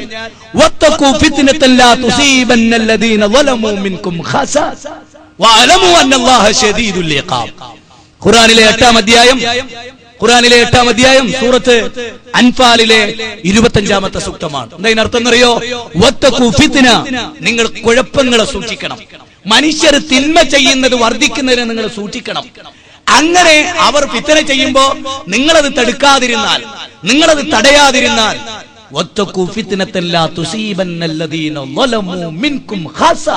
ദൈവത്തിന്റെ ശിക്ഷ വരുമ്പോ നല്ലോരും ചീത്തോരും ഒക്കെ ഉണ്ടാവും. അതിന് ഉറപ്പാണ്. നിങ്ങൾ കണ്ടില്ലേ കുട്ടികളെ കണ്ടത്? എത്ര പിഞ്ചു പൈതങ്ങളാ, നിഷ്കളങ്കരായ. മനുഷ്യന് ചിന്തിക്കാൻ ഒരു മാർഗം. പക്ഷെ ആ കുട്ടികളൊക്കെ സ്വർഗത്തില് ദൈവത്തിന്റെ ഇഷ്ട സന്നിധിയില്. ആ കുട്ടികളെ ഓർത്ത് ബേജാറാണ്ട. രാമന്റെ മോളായാലും ബാലന്റെ മോനായാലും ബേജാറാണ്ട. എല്ലാരും ദൈവത്തിന്റെ സന്നിധിയിലാണ്. അതാണ് ഇസ്ലാം. ബാലന്റെ മോനായി മരിച്ചോ സ്വർഗത്ത് പോലല്ല, സമാധാനിച്ചോ. ആ കുട്ടിയെ കയ്യെ പിടിച്ചോ സമാധാനിച്ചോ. ആ കുട്ടി സ്വർഗത്തിലാണ്, അല്ലാതെ പാപിയാണ് എന്ന് ഇസ്ലാം പറഞ്ഞിട്ടില്ല. ആ കുട്ടി ശുദ്ധനാണ്. ആ മനുഷ്യ കുഞ്ഞ് ശുദ്ധനാണ്. ഇന്ന് ലോകത്തിന്റെ ഏത് ഭാഗത്ത് ലക്ഷക്കണക്കിന് ആളുകൾ മരിക്കാനുള്ള സാധ്യത തള്ളിക്കളയാവതല്ല. കാരണം ഒന്നും പഠിച്ചിട്ടില്ല, മനസ്സിലാക്കിയിട്ടില്ല ആളുകൾ. അങ്ങോട്ട് കടന്നു ചെല്ലാൻ പോലും പറ്റാത്ത സ്ഥലങ്ങൾ ഇന്നുമുണ്ട്. വരുന്ന 3 ദിവസങ്ങളിൽ അതുകൊണ്ട് ഉള്ളുരുകി പ്രാർത്ഥിക്കും മതവിശ്വാസികൾ. എന്ത്? കടലമ്മയെ രക്ഷിക്കണമെന്ന അല്ല, പിന്നെയോ ആ 7 സമുദ്രങ്ങളെ സൃഷ്ടിച്ച സൃഷ്ടിനാഥനെ, കല്ലും മുള്ളും മുരടും സൃഷ്ടിച്ച സൃഷ്ടിനാഥനെ, ആ കണ്ടിരിക്കുന്ന നിലാവലകൾ നൽകുന്ന ചന്ദ്രനെ ആകാശത്തിന്റെ പിന്നിൽ പിടിച്ചു നിർത്തിയവനെ, ആ ആകാശത്തിന്റെ മേൽക്കൂരയിൽ താങ്ങി നിർത്തിയവനെ, അതെ, കോടിക്കണക്കായ നക്ഷത്രങ്ങളെ ആകാശത്തിന്റെ മണ്ഡലങ്ങളിൽ അരിമണികൾ വിതറിയ പോലെ, വാരി വിതറിയ പോലെ സംവിധാനിച്ച നെട്ടറ്റ് പോകാതെ വക്കുല്ലും ഫീ ഫലകി യസ്ബഹൂൻ, അതിന്റെ ഭ്രമണമണ്ഡലങ്ങളിൽ നീന്തി തുടിക്കുന്ന മണ്ഡലങ്ങളെ സൃഷ്ടിച്ച ആ പ്രപഞ്ചനാഥനെ, അതെ, ഒന്നുകൂടെ ക്ലിയറായി പറഞ്ഞാൽ ഏകകോശ ജീവിയായ ഹമീബ മുതൽ ബഹുകോശ ജീവിയായ നീലത്തിമിംഗലത്തെ വരെ സൃഷ്ടിച്ച സൃഷ്ടിനാഥനെ, ഒന്നുകൂടെ പറഞ്ഞാൽ ഈ ലോകത്തെ 633 കോടി ജനങ്ങളെയും സചേതനങ്ങളും അചേതനങ്ങളുമായ സകല വസ്തുക്കളെയും ആകാശത്തിന്റെ വിഹായത്തിൽ വട്ടമിട്ട് പറക്കുന്ന പറവകളെയും ആയുടെ അഗാധതലത്തിൽ നീന്തി തുടിക്കുന്ന മത്സ്യങ്ങളെയും അതിശക്തമായ തിരമാലകളെയും എല്ലാം സംവിധാനിച്ച, കാനനങ്ങളിൽ ഗർജിക്കുന്ന സിംഹത്തെയും ആ ഗർജനം കേട്ട് ഭയപ്പെടുന്ന മാനിനെയും സൃഷ്ടിച്ച മലിക്കുൽ ജബ്ബാറായ റബ്ബിനെ, ദീദീവികന പ്രപഞ്ചത്തിന്റെ നാഥനെ, ആ ഈശ്വരനെ, അവനെ ആരാധിക്കാൻ മനുഷ്യരെന്ന് തയ്യാറാകുന്നുവോ ആ പ്രദേശങ്ങളൊക്കെ ഏറെക്കുറെ സുരക്ഷിതമാണ്. ഞാനൊരു പക്ഷപാതിയാണ് എന്ന് നിങ്ങൾ വിചാരിക്കരുത്. നിങ്ങൾ ഇന്ന് എന്റെ പ്രസംഗം കേട്ട് സ്വകാര്യമായി നിങ്ങൾ ചോദിക്ക്, ഞാൻ പറഞ്ഞു തരാം. ഏകദൈവത്തെ ആരാധിക്കുന്ന ബഹുഭൂരിപക്ഷമുള്ള പ്രദേശങ്ങളിൽ ദൈവം നൽകിയ അനുഗ്രഹങ്ങൾ ഞാൻ നിങ്ങൾക്ക് എണ്ണി പറഞ്ഞു തരാം. നേരെ മറിച്ച് മുസ്ലിം ആവട്ടെ, ഹിന്ദു ആവട്ടെ, ക്രിസ്ത്യാനിയാവട്ടെ, ദൈവത്തെ മറന്ന് ദൈവത്തിന്റെ സൃഷ്ടികളെ ആരാധിച്ച പ്രദേശങ്ങളിൽ അതിശക്തമായ പരീക്ഷണങ്ങൾ ഉണ്ടായിട്ടുണ്ട്. ഒരു ഭാഗത്ത് മാത്രമല്ല, ഒരു ഭാഗത്ത് പലതും ഇവിടെ മൂടിവെക്കപ്പെട്ടു. ലത്തൂരിൽ ഭൂകമ്പമുണ്ടായി. ആ ഭൂകമ്പത്തിന്റെ അനന്തരഫലമായി ചില മനുഷ്യരനുഭവിച്ചത് കാഴ്ച നഷ്ടപ്പെടലായിരുന്നു. പരിശോധിക്കണം. മൂടിവെക്കപ്പെട്ട പലതും പരിശോധിക്കപ്പെടേണ്ടതുണ്ട്. എന്തുകൊണ്ട് ദൈവിക ശിക്ഷ ഉണ്ടാകുന്നു? എന്തുകൊണ്ട് എയ്ഡ്സ് എന്ന മാരകരോഗമുണ്ടായി? പ്രവാചകനത് നൂറ്റാണ്ടുകൾക്ക് മുമ്പ് പറഞ്ഞു. പൂർവ്വകാലങ്ങൾക്കോ നിങ്ങൾക്കോ ഇല്ലാത്ത രോഗങ്ങളെ കൊണ്ട് ആധുനിക മനുഷ്യരെ പടച്ചോൻ പരിശോധിക്കും. അതിന് മരുന്ന് കണ്ടുപിടിക്കാൻ പോലും അവർക്ക് സാധ്യമാകാത്ത വിധത്തിൽ. എന്തുകൊണ്ട് മനുഷ്യൻ എന്ന് പറയുന്ന ഈ ഇരുകാലി ഒരിക്കലും ചെയ്യാൻ പറ്റാത്ത അസാൻമാർഗികമായ മാർഗങ്ങളെ അവൻ അവലംബിച്ചു. കുരങ്ങിന് എയ്ഡ്സ് ഉണ്ടോ? പശുവിന് എയ്ഡ്സ് ഉണ്ടോ? ജന്തുലോകങ്ങൾക്ക് എയ്ഡ്സ് ഉണ്ടോ? മനുഷ്യന് മാത്രം എന്തുകൊണ്ട്? ഒന്നുകൂടെ ഞാൻ ക്ലിയറായി പറയാം. സമൂഹത്തിൽ അംഗീകരിക്കപ്പെട്ട വിധത്തിൽ 4 കല്യാണം കഴിച്ച ഒരു പുരുഷനും, അത് ഹിന്ദു ആവട്ടെ, മുസ്ലിം ആവട്ടെ, ക്രിസ്ത്യാനി ആവട്ടെ, ഓനുമില്ല എയ്ഡ്സ്. എന്തുകൊണ്ട്? ഒന്നിലധികം സ്ത്രീകൾ ബന്ധപ്പെട്ടാ കിട്ടണല്ല എയ്ഡ്സ്, തന്റേതല്ലാത്ത പെണ്ണുമായി ബന്ധപ്പെട്ടാ കിട്ടണ എയ്ഡ്സ്. ഞാൻ ഈ വാചകം ഒന്നുകൂടെ ആവർത്തിക്കും. ഞാനിപ്പോ 4 കല്യാണം കഴിച്ചു, നിങ്ങൾ കൂട്ടിക്കൂടെ? അംഗീകരിക്കപ്പെട്ട ഇസ്ലാമിക നിയമമനുസരിച്ച് ആ 4 സ്ത്രീകളുമായി എനിക്ക് ലൈംഗികബന്ധത്തിൽ ഏർപ്പെടാം. അക്കാരണം കൊണ്ട് എനിക്ക് എയ്ഡ്സ് ഉണ്ടാവില്ല. എന്റെ ഭാര്യയല്ലാത്ത മറ്റൊരു സ്ത്രീയെ, അവൾ വേശ്യയായിരിക്കുമല്ലോ, അവളെ ഞാൻ ബന്ധപ്പെട്ടാൽ എനിക്ക് എയ്ഡ്സിനുള്ള സാധ്യത 80% ഉണ്ട്. വ്യത്യാസം ഉണ്ട്. അല്ലാതെ ഒന്നിലധികം സ്ത്രീകളെ ബന്ധപ്പെട്ടാൽ കിട്ടുന്ന രോഗമല്ലത്. അത് ബന്ധപ്പെടാൻ ദൈവം അനുവദിച്ചതാണെങ്കിൽ അവിടെ വെക്കും, അല്ലെങ്കിലോ അനുവദിക്കാത്തതാണെങ്കിൽ അതതിന്റെ പുറത്തേക്ക് കടക്കും. ഇതൊക്കെ ഒരു വിവരക്കേടായി തോന്നുന്നുണ്ടെങ്കിൽ നിങ്ങൾ പുറത്തു തന്നാൽ മതി എനിക്ക്, കേട്ടോ. ഞാനൊരു ചെറിയ മനുഷ്യനാണ്. പക്ഷെ ഞാൻ ഈ ചിന്തിച്ചു പോകുന്ന ഈ കാര്യങ്ങൾ നിങ്ങൾ പഠിച്ചു നോക്കിയാൽ ഇന്നില്ലെങ്കിൽ നാളെ ഒരു റിവേഴ്സ് ഗിയറിലേക്ക്, രാമനാട്ടേറെ പ്രസംഗത്തിലേക്ക് നിങ്ങൾ വന്നാൽ മതി. ഒരു 1-2 കൊല്ലം മുമ്പ് നമ്മളിവിടെ ഉണ്ടെങ്കിൽ, അങ്ങനെ നമ്മളെ വിട്ടേച്ചാൽ നിങ്ങൾ പരിശോധിക്കണം. ഇനിയും ഉണ്ടാകുന്ന സ്ഥലങ്ങൾ ഇനിയും വരുമല്ലോ. അതൊക്കെ വരുന്ന സ്ഥലങ്ങൾ ഒന്ന് നോട്ട് ചെയ്തേക്കണം. എന്തായിരുന്നു അവിടെ കൂടുതൽ ഉണ്ടായിരുന്ന തിന്മ? പ്രവാചകൻ പറഞ്ഞു, പലിശ സാർവത്രികമായാൽ, പലിശ സാർവത്രികമായാൽ, സക്കാത്ത് കൊടുക്കുന്നത് തടഞ്ഞു വെക്കപ്പെട്ടവരുണ്ടായാൽ കാലാവസ്ഥകളിൽ വ്യത്യാസങ്ങൾ വരും, അതിശക്തമായ ദുരന്തങ്ങൾ അവർ ഏറ്റുവാങ്ങേണ്ടി വരും. പ്രവാചകൻ എന്തൊക്കെ പറഞ്ഞിട്ടുണ്ടോ, ആ കാരണങ്ങൾ എവിടെയൊക്കെ വന്നിട്ടുണ്ടോ ആ പ്രദേശങ്ങളിൽ ഉണ്ടായി എന്ന് പറഞ്ഞാൽ അതിനർത്ഥം എന്താ? 14 നൂറ്റാണ്ട് മുമ്പ് ഡാർക്ക് ഏജിൽ ജീവിച്ചിരുന്ന ഒരു മനുഷ്യൻ ഈ നൂറ്റാണ്ടിൽ നടക്കുന്ന കാര്യങ്ങൾ എണ്ണി പറയാ. ആ എണ്ണി പറയൽ എവിടുന്ന് കിട്ടിയതാ? 14 നൂറ്റാണ്ട് മുന്നോട്ടുള്ള ആ ദീർഘവീക്ഷണം എവിടുന്ന് കിട്ടിയതാ? അതാണത്, ദൈവത്തിങ്കൽ നിന്നുള്ള ബോധനം. ഖുർആനിൽ 53-ാം അധ്യായം 3-4 സൂക്തങ്ങളാണ്. ഇനി നിങ്ങൾ നോക്കൂ, ഖുർആനിന്റെ മറ്റൊരു ചോദ്യം, 7-ാം അധ്യായം സൂറത്ത് അറാഫ് 97, 98, 99 ആയത്തുകൾ, 90 മുതലുള്ള ആയത്ത്, അങ്ങനെ പറയാം. എന്നാൽ ആ 10 ആയത്തുകൾ നിങ്ങൾ പരിശോധിക്കുക. അഫാമിനാഹിലിൽ ഖുറ അയ്യഅതിയഹും ബൗസുനാ ബയാതൻ വഹും നായിമൂൻ. അഫാമിനാഹിലിൽ ഖുറ, ആ പട്ടണക്കാർ, ആ ഗ്രാമക്കാർ, ആ പ്രദേശത്ത് ജീവിക്കുന്നവർ, അവർ ഭയപ്പെടുന്നില്ലയോ? അല്ലെങ്കിൽ അവർ നിർഭയരായിരിക്കുകയാണോ? യാതൊരു പ്രശ്നവുമില്ലാതെ കൂളായിട്ട് അവരെങ്ങനെ ജീവിക്കുകയാണോ? ബയാതൻ വഹും നായിമൂൻ, അവർ ഉറങ്ങിക്കൊണ്ടിരിക്കുമ്പോ നമ്മുടെ ശിക്ഷ അവരെ പിടികൂടും. ഖുർആൻ പറയാണ്, ഉറങ്ങിക്കിടക്കുമ്പോ അവരുടെ ശിക്ഷ. ലോകത്ത് ഭൂകമ്പങ്ങളുണ്ടായ, ബഹുഭൂരിപക്ഷം ഭൂകമ്പങ്ങളുണ്ടായ ടൈം നിങ്ങളൊന്ന് കണക്കാക്കണം. ഞാൻ ഈ വിനീതമായ ഒരു അഭ്യർത്ഥനയാണ്. ഇന്നത്തെ പത്രം നോക്കിയപ്പോൾ നിങ്ങൾക്ക് കണക്കാക്കാം. ഭൂകമ്പങ്ങൾ ഉണ്ടാകുന്നത് എപ്പോഴാണ്? 2 ടൈമുകൾ ഖുർആൻ പ്രത്യേകം പറഞ്ഞു. ആ 2 ടൈം വിട്ട സമയങ്ങളിൽ അതിശക്ത ഭൂകമ്പങ്ങളൊന്നും ഉണ്ടായിട്ട് എനിക്ക് മനസ്സിലായിട്ടില്ല. ഉണ്ടാവാം. 2 പ്രത്യേക സമയം ഖുർആൻ പ്രത്യേകം പറഞ്ഞു. ആ 2 സമയങ്ങളിലാണ് ഭൂകമ്പം അധികം ഉണ്ടായിട്ടുള്ളത്. ചിന്തിക്കണം നിങ്ങള്. ഇതൊക്കെ ഖുർആൻ, അത് മാപ്പിളാരൊരു ഗ്രന്ഥം വിചാരിക്കണ്ട, മാനവരാശിക്കുള്ള ഗ്രന്ഥമാണ്. ഹുദല്ലിന്നാസ്, മനുഷ്യരാശിക്ക് ആകമാനമുള്ള മാർഗദർശനം. കിതാബുൻ അൻസൽനാഹു ഇലൈക ലിതുഖ്രിജന്നാസ മിനൽ-ളുലുമാതി ഇലൻ-നൂർ. അന്ധകാരങ്ങളിൽ നിന്ന് മാനവതയെ കൈപിടിച്ചുയർത്താൻ വന്ന ഗ്രന്ഥം എന്നാണ് ഈ ഗ്രന്ഥത്തെ പറ്റി പറഞ്ഞത്. ആ ഗ്രന്ഥത്തിലാണ് പടച്ചതമ്പുരാൻ പറയുന്നത്, അവർ അഫാമിനാഹിൽ ഖുറ അയ്യഅതിയഹും ബൗസുനാ ബയാതൻ വഹും നായിമൂൻ, അവരവരുടെ വീടുകളിൽ ഉറങ്ങിക്കൊണ്ടിരിക്കവേ നമ്മുടെ ശിക്ഷ അവരെ വന്ന് പിടികൂടില്ല എന്നവർ വിചാരിക്കുന്നുണ്ടോ? ജന്തുലോകത്തെ കുറിച്ച് ഖുർആൻ ഇങ്ങനെ പറഞ്ഞില്ല. മനുഷ്യനല്ലാത്ത മറ്റ് ജീവജാലങ്ങൾ, ഇപ്പൊ കാടുകളെ നിങ്ങൾ പരിശോധിച്ചിട്ടുണ്ടോ? മിക്ക ജീവികളും താമസിക്കുന്ന കാടുകളിൽ ഭൂകമ്പം കുറവാണ്. ഇതൊന്നും വെറുതെ പറയല്ല, നിങ്ങൾ ചിന്തിക്കാൻ വേണ്ടി പറയാം. പക്ഷേ ഈ മൃഗങ്ങളൊക്കെ ഒരുമിച്ച് കൂടുന്ന ഒരു ദിവസത്തെ പറ്റി ഖുർആൻ പറയുന്നു. അതിനുള്ള സാധ്യതകൾ നമ്മൾ കാണുന്നുണ്ട്. അത് ഞാൻ പിന്നീട് പറയാം. ഞാനിത് ഇത്ര സ്ട്രോങ് ആയി ഇത് പറയുന്നത് ചിന്തിക്കണം. നമുക്കൊരു ടെൻഷനും ഇല്ല. എനിക്കിന്ന് ഭക്ഷണം പോലും കഴിക്കാൻ കഴിഞ്ഞില്ല കുറച്ച് സമയത്തേക്ക്. കാരണം എന്താണെന്നറിയോ? ഞാൻ ഈ സംഭവങ്ങൾ ഓരോന്നോരോന്ന് നിങ്ങൾ കണ്ടോ, ഇത് മുഴുവനും പത്രത്തിൽ എഴുതിയെടുത്താണ്. ഇതൊക്കെയും ഖുർആൻ പറഞ്ഞ കാര്യങ്ങളാണ്. അതാണ് ഇവിടെ കണ്ടുകൊണ്ടിരിക്കുന്നത്. അല്ലാതെ വേറെ ദുനിയാവുന്ന ആകാശ ഭൂമിയിൽ ഇറങ്ങി പോയിട്ട് കിട്ടിയ ന്യൂസ് അല്ല ഇത്. നിങ്ങൾക്കൊക്കെ കിട്ടിയ ന്യൂസാണ് എനിക്ക് കിട്ടിയത്. പക്ഷെ ആ ന്യൂസിന്റെ കൂടെ ഞാൻ അള്ളാന്റെ ഗ്രന്ഥവും കൂടെ ഒന്ന് കൂട്ടിച്ചേർത്തു, ഇത്ര മാത്രം. അതിൽ പറഞ്ഞ കാര്യങ്ങളാണ് ഇവിടെ നടക്കുന്നത്. അത് നിങ്ങളൊക്കെ മനസ്സിലാക്കണം. ആര് മനസ്സിലാക്കണം? ഇവിടുത്തെ മുസ്ലിമീങ്ങൾ ഒന്നാമത് മനസ്സിലാക്കണം, ബാക്കിയുള്ളവരൊക്കെയും മനസ്സിലാക്കണം. നിങ്ങൾ മനസ്സിലാക്കണമെന്ന ആത്മാർത്ഥ കൊണ്ടാണ് ഇത് പറയുന്നത്. നാളെ ഇവിടെ മുസ്ലിമീങ്ങൾ ജീവിച്ചിട്ട്, വിശിഷ്യ മുജാഹിദുകൾ ജീവിച്ചിട്ട് നിങ്ങൾക്കാർക്കും ഞങ്ങളിത് പറഞ്ഞു തന്നില്ല എന്ന് നാളെ നിങ്ങൾ ദൈവത്തിന്റെ സന്നിധിയിൽ പറയാതിരിക്കാൻ ആ ബോധമുണ്ട് ഞങ്ങൾക്ക്. അതുകൊണ്ടാണ് ഞങ്ങൾ ഈ കാര്യം പറയുന്നത്. നോക്കൂ, നിങ്ങൾ ലോകത്തുണ്ടായ ഭൂകമ്പങ്ങൾ, ഏറ്റവും സുപ്രധാനമായ ഭൂകമ്പങ്ങളൊക്കെ ഉണ്ടായത് അർദ്ധരാത്രി പിന്നിട്ട് മനുഷ്യന്റെ ഉറക്കിന്റെ ഘട്ടങ്ങൾ സുപ്രധാനമായ 5 ഘട്ടങ്ങളാണ്. ഒരാളിപ്പോ 9 മണിക്ക് കിടന്നാൽ 5 ഘട്ടങ്ങളെ അയാൾ തരണം ചെയ്യും. പ്രധാനമായ 5 ഘട്ടങ്ങളെ ആ ഭാഗത്തേക്ക് വിശദീകരിക്കൽ. അതിന്റെ 3-ാം ഘട്ടം ഗാഢനിദ്രയിലേക്ക് മനുഷ്യൻ എത്തുന്ന ഒരു ഘട്ടം. ആ ഗാഢനിദ്രയുടെ ഘട്ടം എവിടെ നിന്ന് എവിടെ മുതലാണ്? അതൊരു 2 മണി മുതൽ ഇങ്ങോട്ടുള്ള ഘട്ടമാണ്. ആ 2 മണി മുതൽ 10 മണിക്കുള്ളിലായി നടന്ന ഭൂകമ്പങ്ങളൊക്കെ നിങ്ങൾ പരിശോധിച്ചു നോക്കും. ഖുർആൻ പറയുന്ന ചില ശിക്ഷകൾ നൽകിയ ചില പ്രദേശങ്ങളുണ്ട്. അതൊക്കെ ഈ ടൈമിലായിരുന്നു വളരെ പ്രധാനപ്പെട്ട ശിക്ഷകളൊക്കെ. അത് എന്തുകൊണ്ടാ? മനുഷ്യരെയാണ് ഈ ശിക്ഷ ലക്ഷ്യം വെക്കുന്നത് എന്നുള്ള തെളിവ്. മനുഷ്യരെ, തെറ്റ് ചെയ്ത മനുഷ്യരാണ് നശിപ്പിക്കപ്പെടേണ്ടത്. അതുകൊണ്ട് അവരൊക്കെ ഒരുമിച്ച് കൂടുന്ന, അവരൊക്കെ വിശ്രമിക്കുന്ന, ആ വിചാരിച്ചവരൊക്കെ വിശ്രമിക്കുന്ന ഒരു ഘട്ടം. ആ ഘട്ടം ഏതാണ്?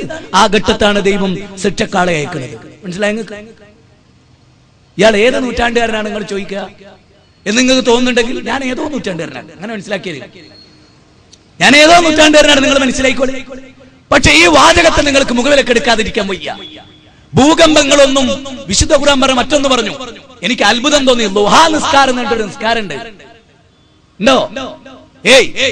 ളുഹാ നിസ്കാരം എന്നൊരു നിസ്കാരമുണ്ട്. ആ നിസ്കാരത്തിന്റെ സമയത്ത് ഉണ്ടാകുന്ന ഒരു സംഗതിനെ പറ്റി ഖുർആൻ പറഞ്ഞു. ഏതാ ടൈം? ഖുർആൻ പറഞ്ഞു ആ ളുഹാ സമയത്ത് നിങ്ങൾ വിനോദങ്ങളിൽ ഏർപ്പെട്ടുകൊണ്ടിരിക്കവേ, വഹും യൽഅബൂൻ, കളിച്ചുകൊണ്ടിരിക്കവേ ആ ളുഹാ സമയത്ത് നിങ്ങളെ പിടികൂടും. ഇന്നലത്തെ ടൈം എത്രേ? ആ ളുഹാ സമയം. ഏതാ ളുഹാ സമയം? രാവിലെ 8 മണിക്ക് ശേഷം തുടങ്ങി 12 മണിയുടെ ഉള്ളിലായി അവസാനിക്കുന്ന ആ ടൈം. ഇനി ഒന്ന് കാൽക്കുലേറ്റ് ചെയ്ത് നോക്കിയേ. ഖുർആൻ പറഞ്ഞ 2 കാര്യം. ഷഹാദത്ത് കലിമ ചൊല്ലി ഇസ്ലാമിന്റെ രാജപാതയിലേക്ക് മാനവതയെ ഞാൻ നയിക്കുന്നു, ക്ഷണിക്കാൻ ആഗ്രഹിക്കുന്നു. സ്വീകരിക്കാം, സ്വീകരിക്കാതിരിക്കാം. ഒരു ദൈവിക ഗ്രന്ഥത്തിന്റെ ദൈവികത ബോധ്യപ്പെടുന്നതിനുള്ള തെളിവുകളാണ് ഞാൻ നിങ്ങളുടെ മുമ്പിൽ നിർത്തിയത്. ഇനി നിങ്ങൾക്ക് ചിന്തിക്കാം, ആലോചിക്കാം. ഞാൻ ഈ വിഷയത്തിൽ എന്റെ ബാധ്യത അവിടെ അവസാനിപ്പിക്കും. ഭൂമി അതിന്റെ കിലുക്കം കിലുങ്ങുന്ന ദിവസം. വഖാലൽ ഇൻസാനു മാലഹ, മനുഷ്യർ ചോദിക്കും ഇതിനെന്ത് പറ്റി? അങ്ങനെ ഖുർആൻ പറയണം, വഖാലൽ ഇൻസാനു മാലഹ ദാ സുൽസിലത്തിൽ അർളു സിൽസാലഹ വഅഖ്റജത്തിൽ അർളു അസ്കാലഹ. ഭൂമി അതിന്റെ ഉള്ളിലുള്ളത് പുറത്തു കളയുന്ന ദിവസം. എന്താ പ്രയോഗം? ഭൂമിക്കുള്ളിൽ ചിലതുണ്ട് എന്ന് മുഹമ്മദ് നബി എങ്ങനെ കൂട്ടരെ മനസ്സിലാക്കിയത്? ഭൂമിക്കുള്ളിൽ മരുഭൂമിയിലൂടെ മാത്രം നടന്ന ഈ നബി ഭൂമിക്കുള്ളിൽ പുറംനൽകുന്ന ചിലതുണ്ട് എന്ന് എന്തേ ഒരു 16 നൂറ്റാണ്ട് മുമ്പ് പറഞ്ഞത്? ഡാർക്ക് ഏജിൽ ഉണ്ടായ ഒരു മനുഷ്യൻ, ഏതോ കാലത്തുള്ള ഒരു മനുഷ്യൻ അല്ലേ? ഒരു ഇരുണ്ട യുഗത്തിൽ ഭൂചണ്ഡഗിരിയിൽ, സംസ്കാരം ഭൂചണ്ഡഗിരിയിൽ നിന്നപ്പോ പറയുന്നത് ഭൂമിക്കുള്ളിൽ ഇത് ഭൂമി പുറത്തു കളയുന്ന ദിവസം. പാതി കളഞ്ഞില്ലേ? കളഞ്ഞില്ലേ? ആ കളയലേ നമ്മൾ കണ്ടത് അല്ലേ? ആ ഭൂമിയുടെ ഉപേക്ഷിക്കൽ, ആ ഭൂമിയുടെ ഒഴിവാക്കൽ. അതെന്താ? അകക്കാമിനെ കുറിച്ചും പുറംനെട്ടിനെ കുറിച്ചും മാൻഡിലിനെ കുറിച്ചും ഒക്കെ പഠിച്ച, ജിയോഗ്രഫി പഠിച്ചിട്ടുള്ള ജിയോഗ്രഫിക്കൽ ചാനൽ കണ്ടാ പോരാ, അതിൽ നിന്ന് ചില പാഠം ഉൾക്കൊള്ളാണ്ട്. ഡിസ്കവറി ചാനൽ കണ്ട് ഹായ് തിരക്കടില്ലടാന്ന് പറഞ്ഞാ പോരാ, അതൊക്കെ ചിന്തയിലേക്ക് പോകണം. അതുകൊണ്ടാണ് വിശുദ്ധ ഖുർആൻ മനുഷ്യരെ വിളിച്ചിട്ട് പറഞ്ഞത്, ഇന്ന ഫീ ഖൽഖിസ് സമാവാതി വൽ അർളി വഖ്തിലാഫിൽ ലൈലി വൻ നഹാർ ലആയാതിൻ ലിഉലിൽ അൽബാബ്. ആകാശത്തെക്കുറിച്ചും ഭൂമിയെക്കുറിച്ചും നിന്നും ഇരുന്നും കിടന്നും, രാവും പകലും മാറി വരുന്നതിനെ കുറിച്ച് നിന്നും ഇരുന്നും കിടന്നും ആലോചിക്കുന്ന മനുഷ്യരെ നിങ്ങൾക്ക് ദൃഷ്ടാന്തങ്ങളുണ്ട് എന്ന് ഖുർആൻ നൂറ്റാണ്ടുകൾക്ക് മുമ്പ് ഖുർആനിലെ 3-ാം അധ്യായം സൂറത്തുൽ ആൽ ഇംറാൻ, സൂറത്തുൽ ആൽ ഇംറാനിലെ 190, 91, 92 വാചകങ്ങൾ ഗൗരവമായി ആലോചിക്കണം. ഇനി ഖുർആനിന്റെ ഒരു പ്രയോഗം ഞാൻ ഇന്നത്തെ ശാസ്ത്ര വിദ്യാർത്ഥികൾക്ക് വേണ്ടി പങ്കുവെക്ക്. നിങ്ങൾക്കറിയുമോ, പർവ്വതങ്ങൾ ആണികളായി, ഇന്നിപ്പോ പറഞ്ഞു ഇന്ത്യയുടെ ഒരു ഭാഗം, അതുപോലെ തന്നെ മറ്റൊരു രാജ്യത്തിന്റെ മറ്റൊരു ഭാഗം, ഇത് രണ്ടിനെയും ഭൂമിക്കടിയിലൂടെ ബന്ധിപ്പിക്കുന്ന ഒരു ഭാഗമുണ്ട്. ആ ഭാഗത്ത് ഇത് രണ്ടും കൂടെ കൂട്ടിയിടിക്കുമ്പോ ആ ഭാഗം ഇങ്ങനെ മുയച്ചിട്ട് ഇങ്ങോട്ട് കയറും. ഹിമാലയം പൊന്തിയത് അങ്ങനെ ആ അടിയിൽ നിന്ന് കുത്തിയായിട്ട് പൊന്തിക്കുക. അടിയിൽ നിന്ന് കുത്തിയാട് പൊന്തിക്കുക മാത്രല്ല, അത് ഇങ്ങനെ പിടിച്ചാട് കുലുക്കുകയാണ്. സാധാരണഗതിയിൽ ഞാൻ നിങ്ങൾക്ക് പറഞ്ഞുതരാം, നിങ്ങൾ ശരിക്കും മനസ്സിലാക്കണം. 1900 ലത്തൂരിൽ ഭൂകമ്പമുണ്ടായപ്പോ ഞാൻ തലശ്ശേരി ഒരു കോളേജ് പഠിക്കുക. അന്ന് ഇതുപോലെ ഒരു ടേബിളില് ഞാനിങ്ങനെ കിടക്കുകയാണ്. ഒരു 4:30 ആയപ്പോ ആ ടേബിൾ ഇങ്ങനെ വെള്ളത്തിൽ നിന്ന് കുലുങ്ങണായിരുന്നു, തോണി കുലുങ്ങണായിരുന്നു. ഇങ്ങനെ ഒന്ന് ഞാൻ അവിടുന്ന് നേരെ താഴോട്ട് മറിഞ്ഞു. ഇങ്ങനെ കിടക്കുന്നിടത്ത് അതൊന്ന് ഇങ്ങനെ ചരിച്ചവിടെ വെച്ചു, അവിടെ വെച്ചു. ഭൂമി ഇങ്ങനെ കുലുങ്ങല്ല. ഇങ്ങനെ കുലുങ്ങിയ ബിൽഡിംഗ് പാറിയും തറക്കൊന്നുമില്ല, അത് കുലുങ്ങി ഒന്ന് താന്നവിടെ നിൽക്കും. ഭൂമി ഇങ്ങനെ കുലുങ്ങല്ലതാ, ഇങ്ങനെ ഒരാളെ തട്ടത്ത് കയറ്റിയെടുത്തിട്ട് തട്ടങ്ങൾ വലിച്ചെങ്ങനെ, അതാണ് ഭൂമി കുലുങ്ങും. പ്ലേറ്റ് ഇങ്ങനെ നീങ്ങണം. ഇന്നത്തെ പത്രം വായിക്കുന്നത്, ആ പത്രത്തിൽ കാണാൻ നിങ്ങൾക്ക് എന്ത്, ഭൂമി അതിങ്ങനെ അതിന്റെ വികാസങ്ങൾ നടന്നുകൊണ്ടിരിക്കുന്നുണ്ട്. ഈ പ്രപഞ്ചത്തെ സൃഷ്ടിച്ച നാമാണെന്നും അതിനെ വികസിപ്പിച്ചുകൊണ്ടിരിക്കുന്നത് നാമാണെന്നും ഖുർആൻ പറഞ്ഞു. ചിന്തിക്കും, ആകാശവും ഭൂമിയും ഒക്കെ.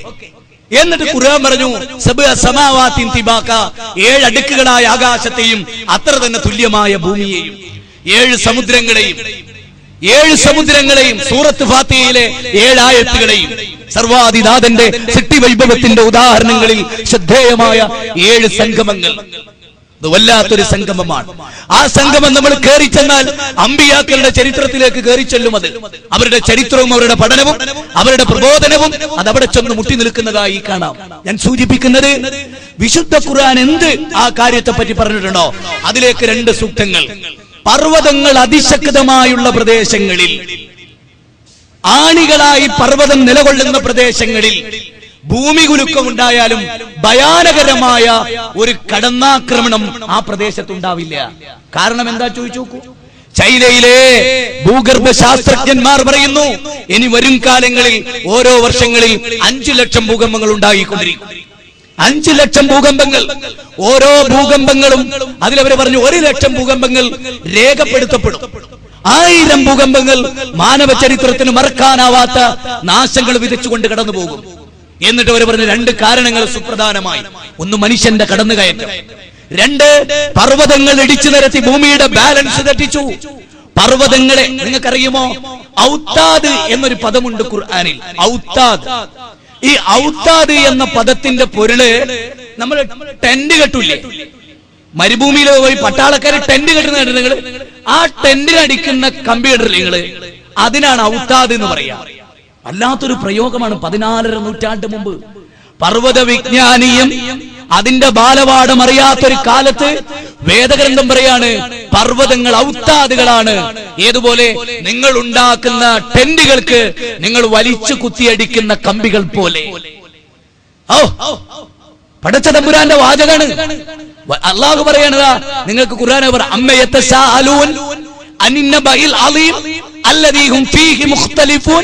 അവരെന്തിനെ കുറിച്ചാ ഡയലോഗ് വിടുന്നത്? അള്ളാന്റെ ചോദ്യം.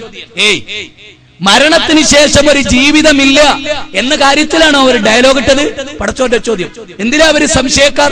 അമ്മയത്തശാലൂൻ, അവരെന്തിനെ കുറിച്ചാ ചോദിക്കുന്നത്? ലോകത്തിനൊരു അവസാനമില്ല എന്നുള്ളതിനെ കുറിച്ചാണോ? മരണത്തിന് ശേഷം ഒരു ജീവിതമില്ല എന്നതിനെ കുറിച്ചാണോ അവർ താങ്കളോട് ചോദിച്ചുകൊണ്ടിരിക്കുന്നത്? എന്നിട്ട് പറയണം, അമ്മയത്തശാലൂൻ അനിന്നബഇൽ അലീം, ആ വമ്പിച്ച ദൃഷ്ടാന്തത്തെ കുറിച്ച് തന്നെ അല്ലേ? എന്നിട്ട് ഖുർആൻ പറയുന്നു എന്ത്? മനുഷ്യരെ, ആ അലീമായ വമ്പിച്ച ദൃഷ്ടാന്തം, അതിനെക്കുറിച്ച് എന്താ നിങ്ങൾക്കറിയാം? നിങ്ങൾക്ക് എന്തറിയാം? നിങ്ങൾ എന്താ സംസാരിക്കുന്നത്? ആ കാര്യത്തിലാണോ നിങ്ങൾ ഇഖ്തിലാഫിലായിരിക്കുന്നത്? അമ്മയത്തശാലൂൻ അനിന്നബഇൽ അലീം അല്ലദീ ഹും ഫീഹി മുഖ്തലിഫൂൻ കല്ലാ സയഅലമൂൻ സുമ്മ കല്ലാ സയഅലമൂൻ. 2 തവണ ആവർത്തിച്ച് തൗക്കീദ് ചെയ്ത് പറഞ്ഞു ഖുർആൻ. മനുഷ്യരെ, നാ അങ്ങനെയല്ല കേട്ടോ. നിങ്ങൾ വിചാരിച്ചത് നിങ്ങൾ നിഷേധിച്ചു അല്ല കേട്ടോ. നിശ്ചയമായും അത് വന്നെത്തും. ആ നാശം വിതക്കും, നിശ്ചയം അതിവിടെ നടക്കും എന്നൊരു ഖുർആൻ ചോദ്യം. അതിന് തെളിവായി ഖുർആൻ ചില കാര്യങ്ങൾ ഉദ്ധരിക്കുന്നു. ഇതൊക്കെ നടക്കില്ല എന്നാണോ നിങ്ങൾ വിചാരിക്കുന്നത്? എങ്കിൽ ഇത് നടക്കുന്നതായിട്ട് നിങ്ങൾ മനസ്സിലായിക്കൂടെ എന്ന് പറഞ്ഞു. അപ്പൊ നിങ്ങൾ ഏതൊന്നിലാണോ ഇഖ്തിലാഫായിരിക്കുന്നത് എന്നിട്ട് ഖുർആൻ തുറന്നു പറഞ്ഞു, അമ്മയതശാഅലൂന അനിന്നബഇൽ അലീം അല്ലദീ ഹും ഫീഹി മുഖ്തലിഫൂൻ കല്ലാ സയഅലമൂൻ സുമ്മ കല്ലാ സയഅലമൂൻ. അലം നജഅലിൽ അർള മിഹാദ അലം നജഅലിൽ അർള മിഹാദ വൽ ജിബാല ഔതാദ വൽ ജിബാല ഔതാദ. ഭൂമിയെ നിങ്ങൾക്ക് ജീവയോഗ്യമാക്കി. വൽ ജിബാല ഔതാദ, പർവ്വതങ്ങളെ ടെന്റ് കെട്ടാനുള്ള ആണികളെ പോലെ ആണിയടിച്ചു. അള്ളാഹുവിന്റെ വാക്ക് സുബ്ഹാനല്ലാഹ്, അൽഹംദുലില്ലാഹ്, വസ്തഗ്ഫിറുല്ലാഹ്. ആലോചിച്ചു നോക്കൂ നിങ്ങൾ. ഭൂമി പർവ്വതങ്ങളെ ആണികളാക്കി, വൽ ജിബാല ഔതാദ. 14 നൂറ്റാണ്ട് മുമ്പാണോ അത് പറയുന്നത്? ഇന്നലെ പറഞ്ഞല്ല, ശാസ്ത്രകാരൻ പറഞ്ഞല്ല. ശാസ്ത്രകാരന്റെ കിതാബ് വായിക്കുമ്പോ ഔതാദ എന്ന് കാണാം. ഔതാദയുടെ ഇംഗ്ലീഷ് പദം അല്ലെങ്കിൽ ശാസ്ത്രകാരൻ ഉപയോഗിക്കുന്ന പദം എന്തോ അതിന്റെ അറബിയാണ് ഔതാദ്. അത്ര ഫിറ്റായിട്ട് ഔതാദ് എന്ന പദം ഉപയോഗിക്കാൻ വേദഗ്രന്ഥത്തിനല്ലാതെ ആർക്ക് സാധിക്കും? ആ വേദഗ്രന്ഥമാണ് പറയുന്നത് വൽ ജിബാല ഔതാദ.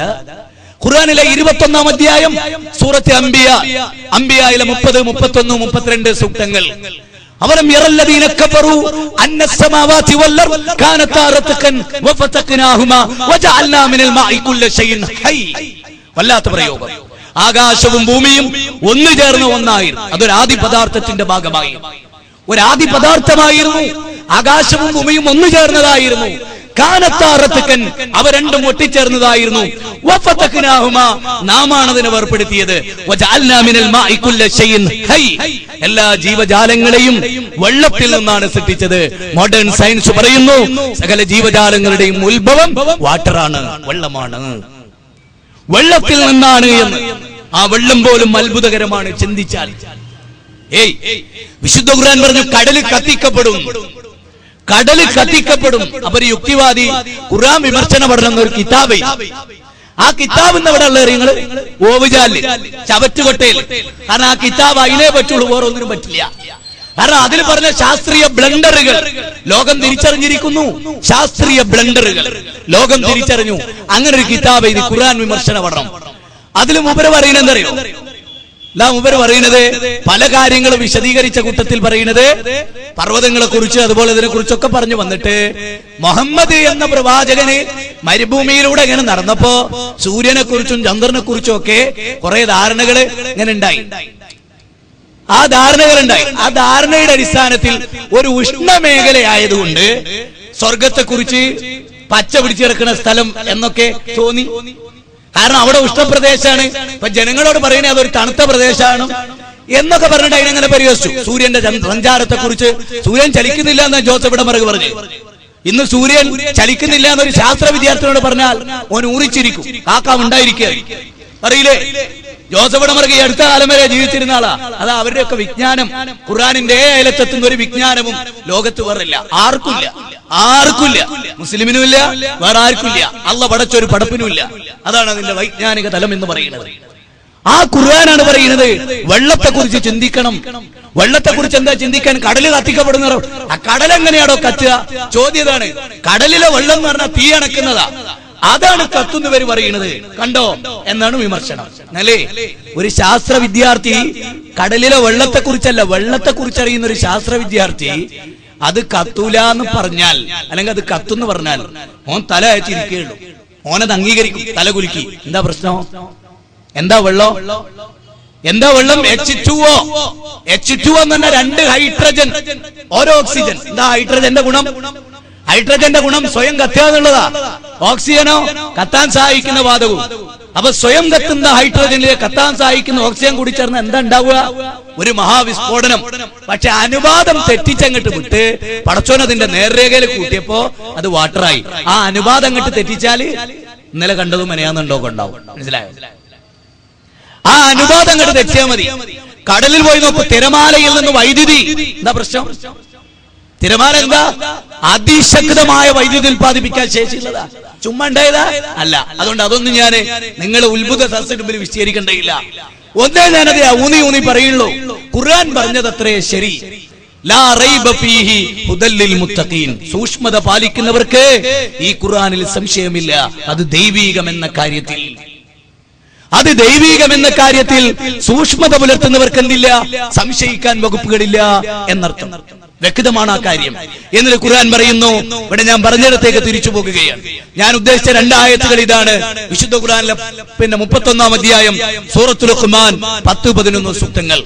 خلق السماوات بغير عمد ترونها وألقى في الأرض رواسي أن تميد بكم وبث فيها من كل دابة وأنزلنا من السماء ماء فأنبتنا فيها من كل زوج كريم هذا خلق الله فأروني ماذا خلق الذين من دونه വല്ലാത്തൊരു ചോദ്യം. വിശുദ്ധ ഖുർആൻ അവിടെ പറയണെന്നറിയോ? മനുഷ്യരെ നിങ്ങളുടെ കണ്ണുകൊണ്ട് കാണാൻ കഴിയാത്ത തൂണുകളാൽ ആകാശത്തെ നാം നാട്ടി നിർത്തിയിരിക്കുന്നു. പിന്നെയോ ഭൂമി നിങ്ങളെയും കൊണ്ട് ഇളകാതിരിക്കാൻ പർവ്വതങ്ങളെ ആണികളാക്കിയിരിക്കുന്നു. ഭൂമി മനുഷ്യരെയും കൊണ്ട് ഇളകാതിരിക്കാൻ ആണികളാക്കിയിരിക്കുന്നു. മനസ്സിലാവുണ്ടോ? ആണികളാക്കിയിരിക്കുന്നു. ആകാശത്തിന്റെ കാർമേഘ കീറുകളിൽ നിന്ന് നിങ്ങൾക്ക് മഴയൊരിഞ്ഞു തന്നവൻ അവനാ നിങ്ങളുടെ റബ്ബ്. ഇതാണ് ഖുർആൻ പരിചയപ്പെടുത്തുക. അപ്പൊ നമ്മൾ പറയാ നമ്മളൊരു ദൈവത്തെ പരിചയപ്പെടുത്തുക. ഒരാൾ വന്നിട്ട് ഒരു ദൈവത്തെ പരിചയപ്പെടുത്തുക. അപ്പൊ നമ്മൾ ചോദിക്കണം, ആ ദൈവത്തിന്റെ പ്രത്യേകത എന്താണ്? ആ ദൈവത്തിന്റെ പ്രത്യേകത ഇങ്ങനെ അന്വേഷിക്കുമ്പോ ഇസ്ലാം വരച്ചു കാണിക്കുന്ന പ്രത്യേകതയുള്ള ഒരേ ഒരു ദൈവമേ ഉള്ളൂ. ആ ദൈവത്തെയാണ് ആരാധിക്കൽ. അത് മാത്രമാണ് മോക്ഷത്തിനുള്ള മാർഗം. അതാണ് ഇസ്ലാമിന് അറിയാനുള്ള മാർഗം. ഇസ്ലാം പരിചയപ്പെടുത്തിയ ദൈവത്തെ കുറിച്ച് നിങ്ങൾ ചിന്തിച്ചു നോക്കൂ. ആകാശത്തെ സൃഷ്ടിച്ചവൻ. അപ്പൊ എന്ത് മനസ്സിലായി? മനുഷ്യർക്കിടയിൽ ആരും ദൈവമായി കൂടാ. കാരണം എന്താണ്? മനുഷ്യരെ സൃഷ്ടിക്കുന്നതിന് മുമ്പ് ആകാശമുണ്ട്. വളരെ ലളിതം, വളരെ വ്യക്തം. ഖുർആൻ ദൈവത്തെ പരി സൂറത്ത് ഫാത്തിഹ വളരെ മനോഹരമായി ഇവിടെ വിസ്തീരിച്ച് ഞങ്ങൾക്ക് തരണമെന്നായിരുന്നു ഇതിന്റെ സംഘാടകരനോട് ആവശ്യപ്പെട്ടത്.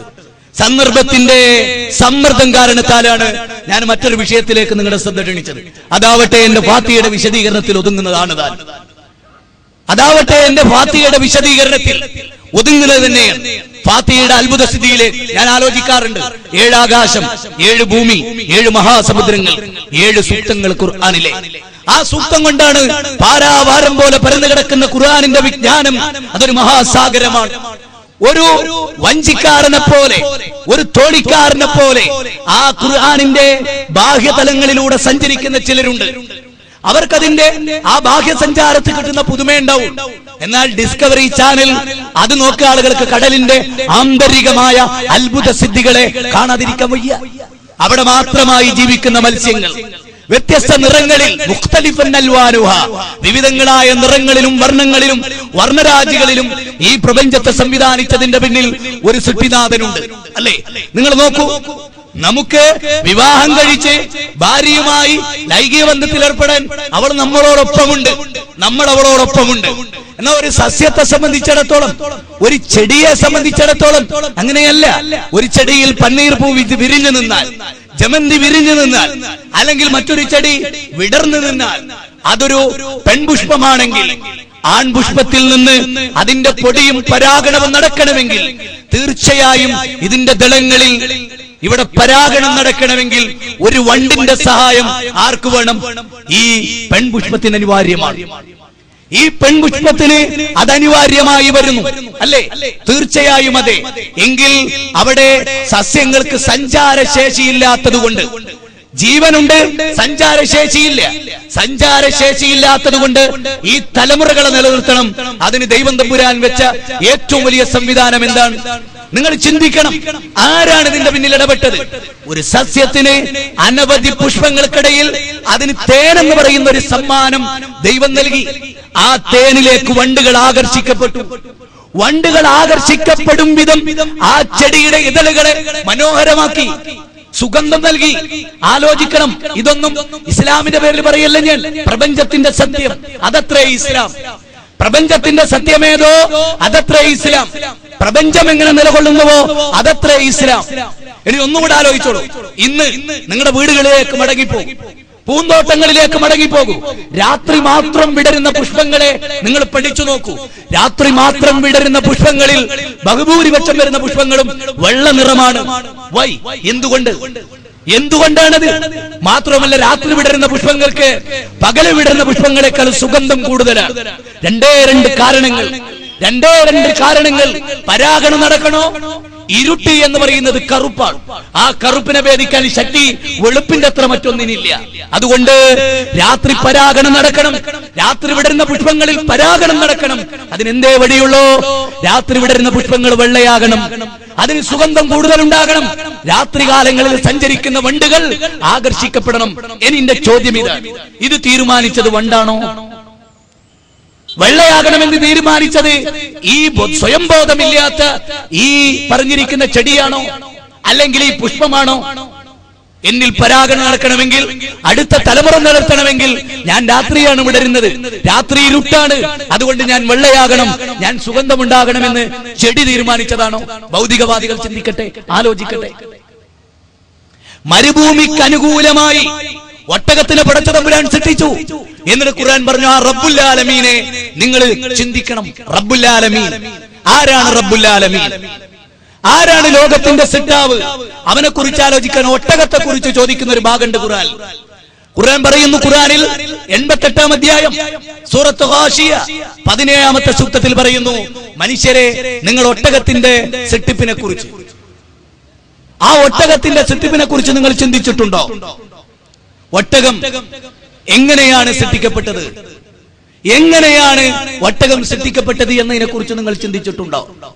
മനോഹരമായ ചോദ്യം. എന്താ ഒട്ടകത്തെ കുറിച്ച് ഇങ്ങനെ ചിന്തിക്കാൻ? മരുഭൂമിയുടെ എല്ലാ അനുകൂലനങ്ങളും മാറി മാറി വരുന്ന സർവ്വകാലഘട്ടങ്ങളിലെയും അനുകൂലങ്ങൾ അറിയുന്ന ഒരാൾക്കല്ലാതെ മരുഭൂമിക്ക് അനുയോജ്യമായി ഒട്ടകത്തെ സൃഷ്ടിക്കാൻ സാധ്യമല്ല. എന്താ ഒട്ടകത്തിന് ഇത്ര അനുകൂലം? മനുഷ്യന്റെ ശരീരത്തിൽ 12% വെള്ളം കുറഞ്ഞ ആള് കാലിയായി പോകും. 12% വെള്ളം കുറഞ്ഞ ആള് കാലിയായി. ശരിക്കും ചിന്തിക്കണം, ആള് കാലിയാവും. എന്നാൽ ഒരൊട്ടകത്തിന്റെ ശരീരത്തിൽ 40% വെള്ളം കുറഞ്ഞാലും ഒട്ടകത്തെ സംബന്ധിച്ചിടത്തോളം പ്രശ്നമില്ല. കാരണം ആ മരുഭൂമിയുടെ താപനില ഉയരുന്നതിനനുസരിച്ച് ഒട്ടകത്തിന്റെ ശരീരത്തിൽ അത് ഉയർന്നുകൊണ്ടേയിരിക്കും.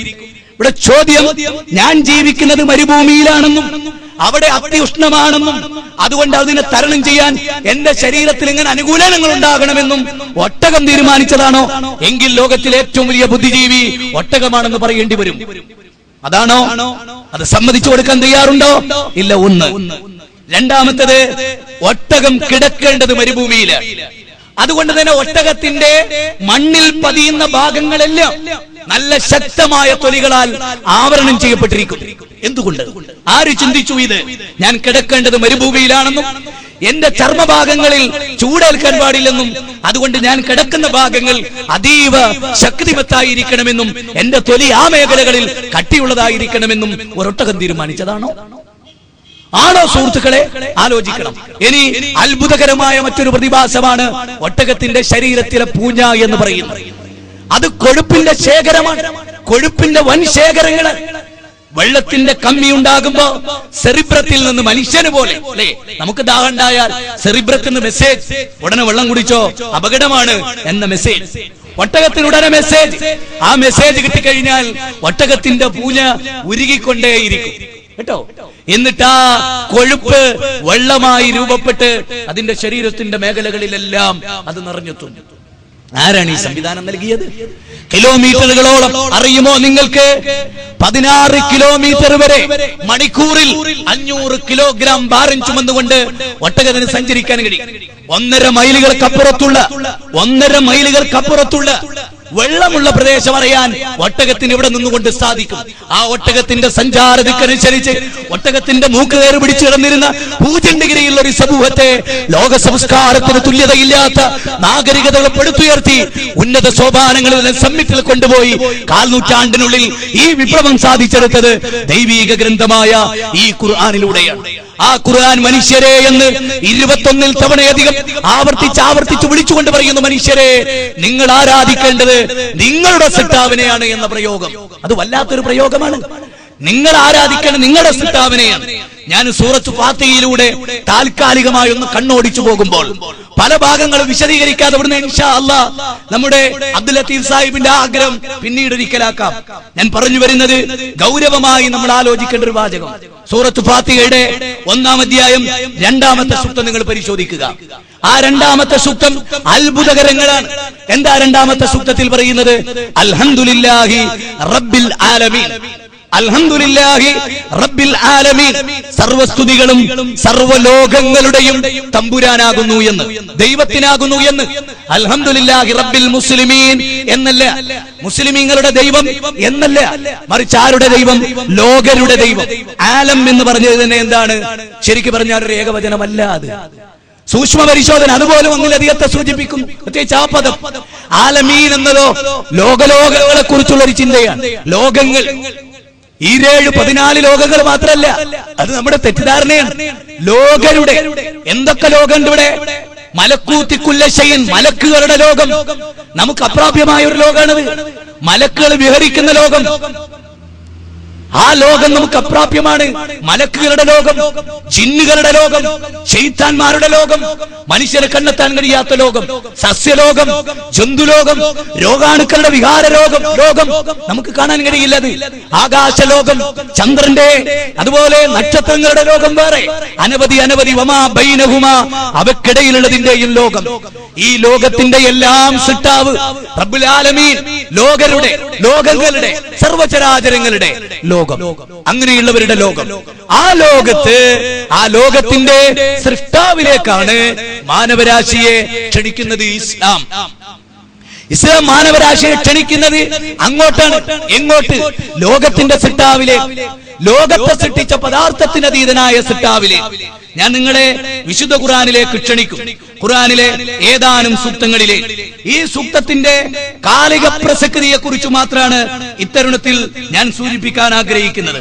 വിശുദ്ധ ഖുർആനിന്റെ കാലിക പ്രസക്തി, ഖുർആനിന്റെ മൗലികത, ആ മൗലികതയിലേക്കാണ് അൽഹംദുലില്ലാഹി റബ്ബിൽ ആലമീൻ. അൽഹംദുലില്ലാഹ്, സർവസ്തുതികളും സകല പ്രകീർത്തനങ്ങളും ലോകത്തിന്റെ നാഥനാണ്. അതാർക്കാണ്? ഏതെങ്കിലും ഒരു വ്യക്തിക്കല്ല, ഏതെങ്കിലും ഒരു കാലഘട്ടത്തിലെ വ്യക്തിക്കല്ല, ഏതെങ്കിലും ഒരു കാലഘട്ടത്തിലെ പരിഷ്കർത്താവിനല്ല, അല്ല. പിന്നെയോ ദൈവത്തിനാണ്. അവൻ എങ്ങനെയുള്ളവനാണ്? ആലമീനാണ്, ലോകരുടെ സൃഷ്ടാവാണ്, സകല ലോകങ്ങളുടെയും സൃഷ്ടാവാണ്, മലക്കുകളുടെ, ജിന്നുകളുടെ, എല്ലാറ്റിന്റെയും അങ്ങനെ ലോകരുടെ സൃഷ്ടാവാണ് ആര്? അവൻ പ്രപഞ്ചത്തിന്റെ നാഥൻ. ആ പ്രപഞ്ചത്തിന്റെ നാഥനെയാണ് ഇസ്ലാം പരിചയപ്പെടുത്തുന്നത്. അത്ഭുതകരങ്ങളാണ്. ഞാൻ നിങ്ങൾക്ക് പറഞ്ഞുതരാം.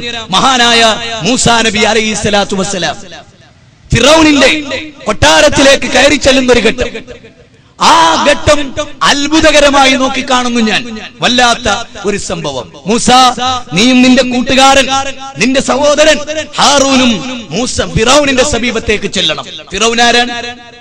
പ്രബോധക സംഘങ്ങൾ മൗലികമായി മനസ്സിലാക്കേണ്ട ഒരു കാര്യം. ഫഖാല അന റബ്ബുക്കുമുൽ അഅല, ഫഖാല അന റബ്ബുക്കുമുൽ അഅല, ഞാനാണ് പരമോന്നതനായ റബ്ബ് എന്ന് പറഞ്ഞവനാണ് ഫിറൗൻ. ഈ ഫിറൗനിന്റെ സമീപത്തേക്ക് ചെല്ലുമ്പോൾ അല്ലാഹു മൂസാ അലൈഹിസ്സലാത്തു വസ്സലാമിനോട് ധിക്കാരിയായ, താന്തോന്നിയായ, എങ്ങനെയുള്ള ആളായി ഈ ഫിറൗന് അറിയില്ലേ? വിശുദ്ധ ഖുർആൻ സൂറത്ത് ബഖറയിൽ ആ കാര്യം പറയുന്നുണ്ട്. 49-ാമത്തെ സൂക്തത്തിൽ വൈദ നജൈനാകും മിൻ ആലി ഫിറൗന യസൂമൂനകും സൂഅൽ അദാബി യുദബ്ബിഹുന അബ്നാഅകും വയസ്തഹീന നിസാഅകും വഫീ ദാലികും ബലാഉം മിർ റബ്ബികും അളീം. വല്ലാത്തൊരു വാക്ക്. ഫിറൗൻ ചെയ്ത പണിയാണിത്. അവരുടെ സ്ത്രീകളെ ജീവിക്കാൻ വെറുതെ വിട്ടുകൊണ്ടും അവരുടെ പുരുഷന്മാരെ അറുകൊല ചെയ്തുകൊണ്ടും ഫിറൗൻ അവന്റെ താണ്ഡവമാടിയ ഘട്ടം. ഒരു അന്ധവിശ്വാസത്തിന്റെ പേരിൽ കംസനെ കേട്ടിട്ടില്ലേ നിങ്ങൾ? ശ്രീകൃഷ്ണന്റെ അമ്മാവൻ കംസൻ. ആ കംസൻ കുട്ടികളെ കൊന്നുകൊണ്ടിരുന്നു അല്ലെ? അറിയാലോ ആ കഥകൾ. ഞാൻ ആ ഭാഗത്തേക്ക് കടന്നു പോകുന്നില്ല. മഹാഭാരതത്തിൽ വന്നിട്ടുള്ളൊരു ഭാഗമാണ്. അതുപോലെയായിരുന്നു ഫിറൗൻ. അത് ഫിറൗനാണെന്നൊക്കെ പറഞ്ഞവരുണ്ട്. ഞാൻ ആ ഭാഗത്തേക്ക് കടന്നു പോകുന്നില്ല. ഞാൻ ആ ഭാഗത്തേക്ക് താരതമ്യത്തിലേക്ക് കടന്നു പോകുന്നില്ല. പക്ഷേ നിങ്ങൾ ആലോചിച്ച് നോക്കി, ഈ ഫിറൗൻ സ്ത്രീകളെ വെറുതെ വിട്ടു, പുരുഷന്മാരെ കൊന്നു. ഓപ്പോസിറ്റ് ആയിട്ട് പറയും ഛേദിച്ച് ഇഞ്ചിഞ്ചായി കൊന്നു. ഭീകര താണ്ഡവമാടി. എന്തിന്റെ പേരിൽ?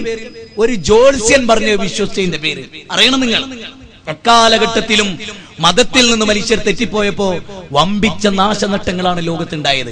നിങ്ങൾക്കറിയില്ലേ, ഇന്ന് മിക്കവാറും തമിഴ്നാട്ടുകാരായ പല ആളുകളും നമ്മുടെ കേരളത്തിൽ വന്നിട്ട്, അതുപോലെ നമ്മള് ഇന്ത്യയുടെ വിവിധ ഭാഗത്തുനിന്ന് പത്രത്തിൽ കാണാം, ഒരു കുട്ടി അറുക്കപ്പെട്ടു, കഴുത്ത് ഛേദിക്കപ്പെട്ട അവസ്ഥയിൽ. അന്വേഷണം എന്താ? ഏതോ ദേവതക്ക് ബലി നൽകിയതാ സ്വന്തം കുട്ടിയെ, അന്ധവിശ്വാസത്തിന്റെ പേരിൽ. ഇസ്ലാം മനുഷ്യരെ മോചിപ്പിച്ചു. നിങ്ങൾ നിങ്ങളുടെ കുട്ടികളെ കൊല്ലരുത്, അല്ലേ? കുട്ടികളെ കൊല്ലരുത്. ഖുർആൻ പറഞ്ഞ ഒരാവശ്യത്തിനും കൊല്ലരുത്. ദൈവത്തിന്റെ അതിശക്തമായ പരീക്ഷണം ഉണ്ടായില്ലേ? മനുഷ്യന്റെ സന്നദ്ധതയെ പോലും ദൈവം പരീക്ഷിച്ചു. സ്വന്തം മകനെ അറുക്കണമെന്ന് പറഞ്ഞു. പക്ഷെ അതൊരു പരീക്ഷണമായിരുന്നു. അതിലും മനുഷ്യൻ സന്നദ്ധമാകുമോ? ദൈവത്തിന്റെ കൽപ്പന. അങ്ങനെ തയ്യാറായി മഹാനായ ഖലീലുള്ളാഹ്. എന്നിട്ടൊരു ആടിൻ കുട്ടിയെ അറുക്കാൻ പറഞ്ഞു, അത് നിലർത്താനും പറഞ്ഞു. മനുഷ്യഹത്യ ഇസ്ലാമിൽ ഹറാമാണ്, അന്യായമാണ്, പാടില്ല ബലിയെറുക്കൽ. മനുഷ്യരെ ബലിയെറുക്കുക എന്നത് ഒരിക്കലും ദൈവം പഠിപ്പിച്ച ഒരു ആചാരമല്ല. അതൊക്കെ ഇവിടെ നടന്നു. എന്തുകൊണ്ട്? അന്ധവിശ്വാസത്തിന്റെ പേരിൽ. ഫിറോൻ അവിടെ ജനിച്ചു വീഴുന്ന ആണുങ്ങളെ മുഴുവനും കൊന്നതെന്താ? ഒരു ജ്യോത്സ്യൻ പറഞ്ഞു, ഈ തറവാട്ടിൽ, കുടുംബത്തിൽ, ഈ നാട്ടിൽ ജനിക്കാൻ പോകുന്ന ഒരു വ്യക്തി അങ്ങയുടെ നാശഹേതുവായിരിക്കും. ആ ആളാരാൻ തിരിച്ചറിയാൻ അദ്ദേഹത്തിന് സാധിച്ചില്ല, ഇവർക്ക് പറയാനും കഴിഞ്ഞില്ല. അതുകൊണ്ട് ജനിക്കുന്നവരൊക്കെ കൊല്ലുന്നേ. ചിന്തിക്കണം. അന്ധവിശ്വാസം മനുഷ്യരെ വലിച്ച തിന്മയുടെ പാർശ്വഫലങ്ങളെ കുറിച്ചാണ് ഞാൻ ഈ സൂചിപ്പിക്കുന്നത്. ഈ ഫിറൗനിന്റെ, ഇത്ര ക്രൂരനായ ഫിറൗനിന്റെ സമീപത്ത് പോലും മൂസാ നബിയോട് ചെല്ലുമ്പോ അല്ലാഹു പറയുന്നത്, മൂസാ തീർത്തു പറയൂ മൂസാ, ലഅല്ലഹു യതദക്കറു യഖ്ശാ, നീ നന്നാവാൻ തയ്യാറുണ്ടോ? നീ നന്നാവാനും തിരിഞ്ഞു പോരാനും മടങ്ങാനും നിന്റെ മനസ്സ് ശുദ്ധീകരിക്കാനും നീ തയ്യാറുണ്ടോ? ഖുർആനിലെ 20-ാം അധ്യായം സൂറത്ത് ത്വാഹയുടെ 43 മുതൽ 44 വരെയുള്ള സൂക്തം. ഇദ്ഹബാ, നിങ്ങൾ രണ്ടുപേരും പോണം. ഇദ്ഹബൂ, നിങ്ങൾ രണ്ടുപേരും പോകുക. ആരുടെ സമീപത്തേക്ക്? ഫിറൗനിന്റെ. ഇന്നഹു ത്വഗാ, അവൻ അതിക്രമം കാണിച്ചിരിക്കുന്നു, അതിരുവിട്ടിരിക്കുന്നു. അങ്ങനെയുള്ള ഫിറൗനിന്റെ അടുത്ത് എന്നിട്ട് നിങ്ങൾ പറയണം, നിങ്ങൾ റബ്ബിനെ പരിചയപ്പെടുത്തണം. അതാണ് എന്നെ ഏറെ ആശ്ചര്യപ്പെടുത്തിയത്. മൂസാ നബി വരുന്നതിന്റെ തൊട്ടു മുമ്പ് അനവധി പ്രവാചകന്മാർ ലോകത്ത് കഴിഞ്ഞുപോയി. അനവധി പ്രവാചകന്മാർ. ഖലീലുല്ലാഹി ഇബ്രാഹിം നബി, ലൂത്ത് അലൈഹിസ്സലാത്തു വസ്സലാം, നൂഹ് നബി അലൈഹിസ്സലാത്തു വസ്സലാം, ഇസ്മായിൽ നബി അലൈഹിസ്സലാത്തു വസ്സലാം, യാക്കൂബ് നബി അലൈഹിസ്സലാത്തു വസ്സലാം, ആ പരമ്പരയിൽപ്പെട്ട അനവധി പ്രവാചകന്മാർ. ഈ പ്രവാചകന്മാരൊക്കെ കഴിഞ്ഞുപോയി. ദൈവത്തിന്റെ പ്രവാചകന്മാർ. അതിലേതെങ്കിലും ഒരു പ്രവാചകന്റെ പ്രതിമ ഉണ്ടാക്കി, അതിലേതെങ്കിലും ഒരു പ്രവാചകന്റെ ദർഗയുണ്ടാക്കി, ആ ദർഗയിലേക്കല്ല മൂസാ അലൈഹിസ്സലാത്തു വസ്സലാം ഫിറൗനെ ക്ഷണിച്ചത്. ചിന്തിക്കണം. വളരെ വളരെ കൃത്യമായ ഒരു പോയിന്റാണ് ഞാൻ ഈ പറയുന്നത്. നിങ്ങൾ അതിനെക്കുറിച്ച് ചിന്തിക്കണമെന്നാണ് എന്റെ മനസ്സ് പറയുന്നത്. നിങ്ങൾ ചിന്തിക്കണം.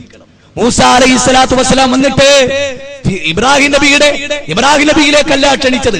ഇബ്രാഹിം നബിയാണ് ദൈവം എന്നല്ല, ഖലീലുള്ളയാണ്, അള്ളാന്റെ കൂട്ടുകാരൻ. അതുകൊണ്ട് നിങ്ങൾക്ക് അദ്ദേഹത്തെ ആരാധിക്കാം. അദ്ദേഹത്തിന്റെ ശവകുടീരത്തിലേക്കാണ് ഞാൻ നിങ്ങളെ ക്ഷണിക്കുന്നതെന്നല്ല.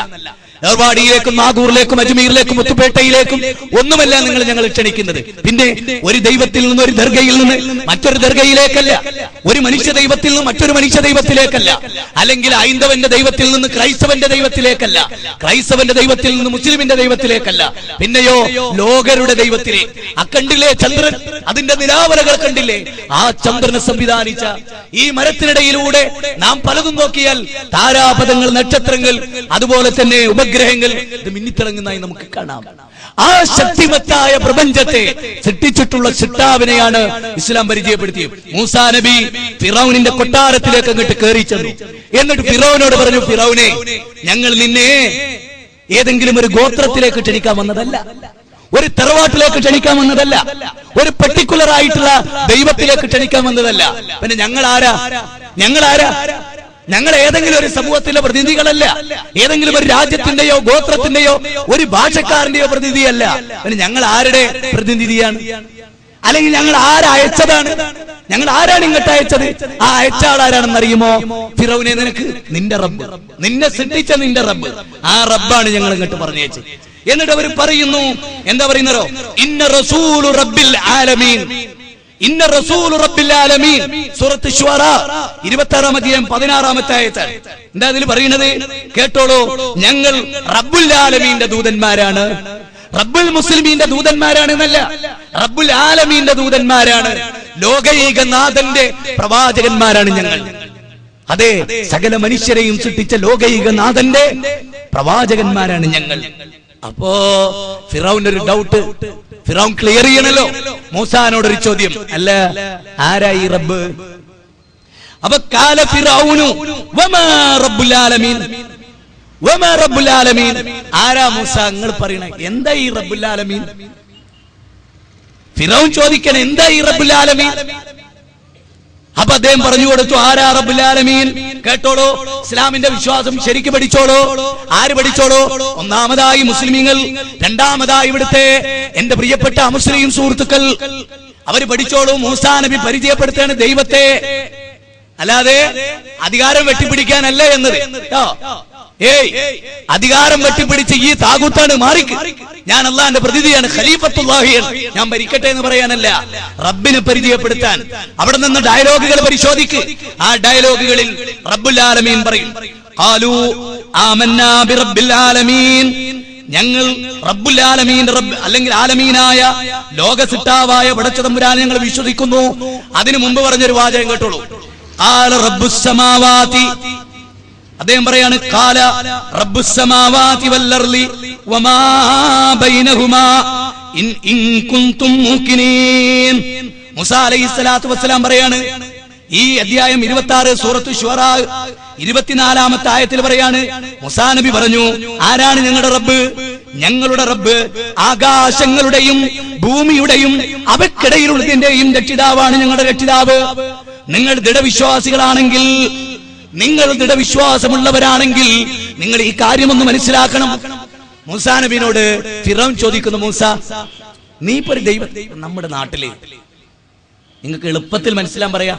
ഇപ്പൊ നമ്മള് ഹൈന്ദവ സുഹൃത്തുക്കള് നാളെ ഒരു മുസൽമാന്റെ വീട്ടിൽ വന്നിട്ട് പറയണം, എടാ നിന്റെ വിശ്വാസം ശരിയല്ല, ഞങ്ങൾ നിന്നെ ദൈവത്തിലേക്ക് ക്ഷണിക്കാൻ വന്നു. ഒരു ഡയലോഗ് വെറുതെ ആലോചിക്കുക, ഞങ്ങൾ നിന്നെ ദൈവത്തിലേക്ക് വിളിക്കാൻ വന്നു. അപ്പൊ മുഹമ്മദ് ബാലേട്ടനോട്, ബാലേട്ടാ ഏത് ദൈവത്തിലേക്കാണ്? ഇന്നലെ ഉണ്ടായ ദൈവത്തിലേക്കാണോ, അല്ല 79 വയസ്സുള്ള ദൈവത്തിലേക്കാണോ, 50 വയസ്സുള്ള ദൈവത്തിലേക്കാണോ, അല്ല 5000 വർഷം പഴക്കമുള്ള ദൈവത്തിലേക്കാണോ, അല്ല 50,000 ലക്ഷം വർഷം പഴക്കമുള്ള ദൈവത്തിലേക്കാണോ? ചോദ്യം വന്നു. ഇനി നിങ്ങൾ ചിന്തിക്കാൻ വേണ്ടി മാത്രം, ചിന്തിക്കുന്നില്ല എന്നതുകൊണ്ട് മാത്രം ഞാനിത് പറയാം. യേശുക്രിസ്തുവിന്റെ പ്രായത്ര? യേശുക്രിസ്തു 30 കൊല്ലാണ് ദൈവത്തിന്. 30 കൊല്ലം. തൊട്ടിൽ നിന്ന് തന്നെ അദ്ദേഹം പ്രവാചകനാണ്. തൊട്ടിലിൽ നിന്ന് തന്നെ അദ്ദേഹം പ്രവാചകനാണ്. അങ്ങനെ ഒരു 30 കൊല്ലം. പിന്നെ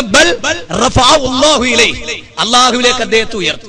ശരി, ഈ ഈസാ നബി 30 കൊല്ലവും ഇപ്പൊ വന്ന 2004. അപ്പൊ 2034 മുമ്പ് യേശുക്രിസ്തു ഉണ്ടോ? ഇല്ല. കന്യാമറിയം ഇല്ലേ? ഉണ്ട്. കന്യാമറിയം ആരാധനാലയത്തിൽ പോയിട്ടില്ലേ? ഉണ്ട്. ആ ആരാധനാലയത്തിൽ ആരെ ആരാധിച്ചത്? ശരി, കന്യാമറിയമിന്റെ മാതാവും പിതാവും ഇല്ലേ? ഈ കന്യാമറിയമിനെ നേർച്ച നേർന്ന ഇമ്രാന്റെ ഭാര്യയല്ലേ? അല്ലേ? ആർക്കാണ് അവർ നേർച്ചേർന്നത്? യേശുക്രിസ്തുവിന? അല്ല. അപ്പൊ യേശുക്രിസ്തു ലോകരുടെ രക്ഷകനാണോ? യേശുക്രിസ്തു ലോകരുടെ രക്ഷകനാണോ? ലോകത്തിന്റെ രക്ഷകനാണോ? സ്വന്തത്തിന്റെ രക്ഷകൻ പോലുമാണോ? ബൈബിള് പറയണ അല്ല എന്നാണ്. ബൈബിള് പറയണ അല്ല എന്നാണ്. ബൈബിള് പറയുകയാണെങ്കിൽ അല്ല. കാരണം യേശുക്രിസ്തുവിനെ കുരിശിലേറ്റാൻ വന്നപ്പോ പിലാത്തോസിന്റെ പടയാളികൾ വന്നപ്പോ യേശുക്രിസ്തു ദൈവത്തോട് 2 കൈകൾ ഉയർത്തി പ്രാർത്ഥിക്കുക. പിന്നെ എങ്ങനെ യേശുക്രിസ്തുവിന്റെ രക്ഷകനാകുന്നത്? അദ്ദേഹത്തെ രക്ഷപ്പെടുത്താൻ അദ്ദേഹം ദൈവത്തോട് പ്രാർത്ഥിക്കുന്നു. പിന്നെ എങ്ങനെ ലോകരെ രക്ഷിക്കാൻ അദ്ദേഹത്തിന് സാധിക്കും? ഇത് ബൈബിൾ വായനക്കാർ മറുപടി പറയേണ്ടത്. ബൈബിളിലുള്ള വാചകമാണ് യേശുക്രിസ്തു ദൈവത്തോട് പ്രാർത്ഥിച്ചു പ്രയാസഘട്ടത്തിൽ.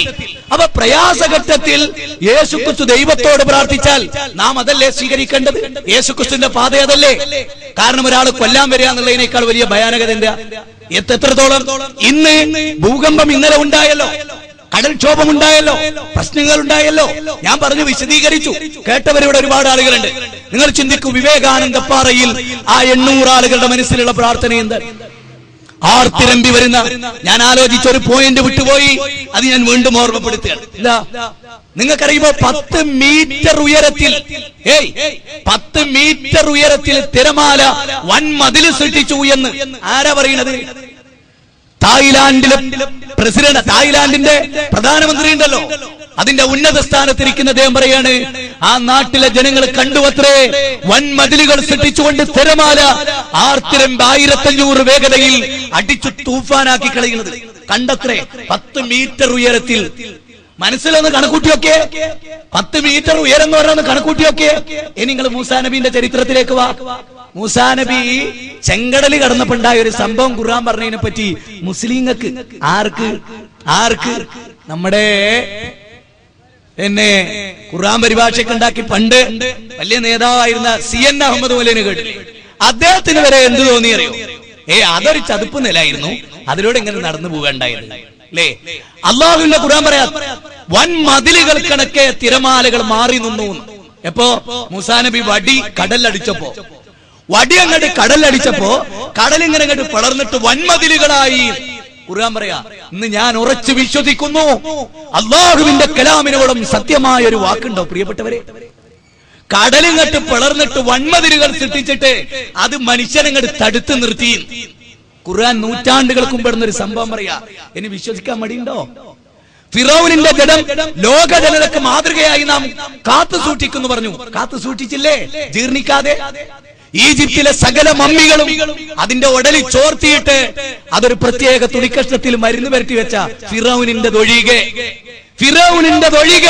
അത് ഖുർആനിന്റെ സത്യതക്കുള്ള തെളിവാണ്. ഇനിയും ഇസ്ലാമിലേക്ക് വരാൻ മടിച്ചു നിൽക്കുന്നവരോട് നിങ്ങൾ നിങ്ങളുടെ സ്വയം നാശം വിതക്കുന്നു എന്നല്ലാതെ ഞാനിത് തുറന്നു പറയുന്നു. അതിന്റെ പേരിൽ ഈ മണ്ണിൽ മരിച്ചു വീണാൽ പോലും എനിക്ക് സന്തോഷമേ ഉള്ളൂ. ഞാനതിന് തയ്യാറായി നിൽക്കുന്ന ഒരു വ്യക്തിയാണ്. പക്ഷെ ഇതൊരു ഹക്കാണ്. ആ ഹക്ക് തിരിച്ചറിയണം ലോകം. ആ ഹക്ക് നമ്മൾ ഉൾക്കൊള്ളണം. ആ ഹക്ക് മുസ്ലിം ഉമ്മത്തിന് ബോധ്യപ്പെടണം. അങ്ങനെ ബോധ്യപ്പെടുന്ന റബ്ബുൽ ആലമീനിലേക്കുള്ള മടക്കം. ഇനി ഇവിടെ ഫിറൗനിനോട് മൂസ അലൈഹിസ്സലാത്തു വസ്സലാം പറയുന്ന ആയത്ത് നോക്കൂ നിങ്ങൾ. ഖാല റബ്ബുസ് സമാവാതി വൽ അർളി വമാ ബൈനഹുമാ ഇൻ കുൻതും മൂഖിനീൻ. ആകാശവും ഭൂമിയും മാത്രമല്ല, അതിനിടയിലുള്ളതിന്റെയും.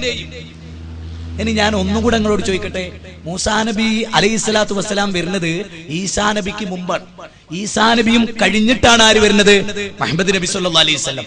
ആ മുഹമ്മദ് നബി ഓതി തന്ന ഖുർആനിലെ അന്ന് മൂസാ നബി അവർക്ക് പരിചയപ്പെടുത്തിയ റബ്ബിനെ പറ്റി പറയുന്നത്.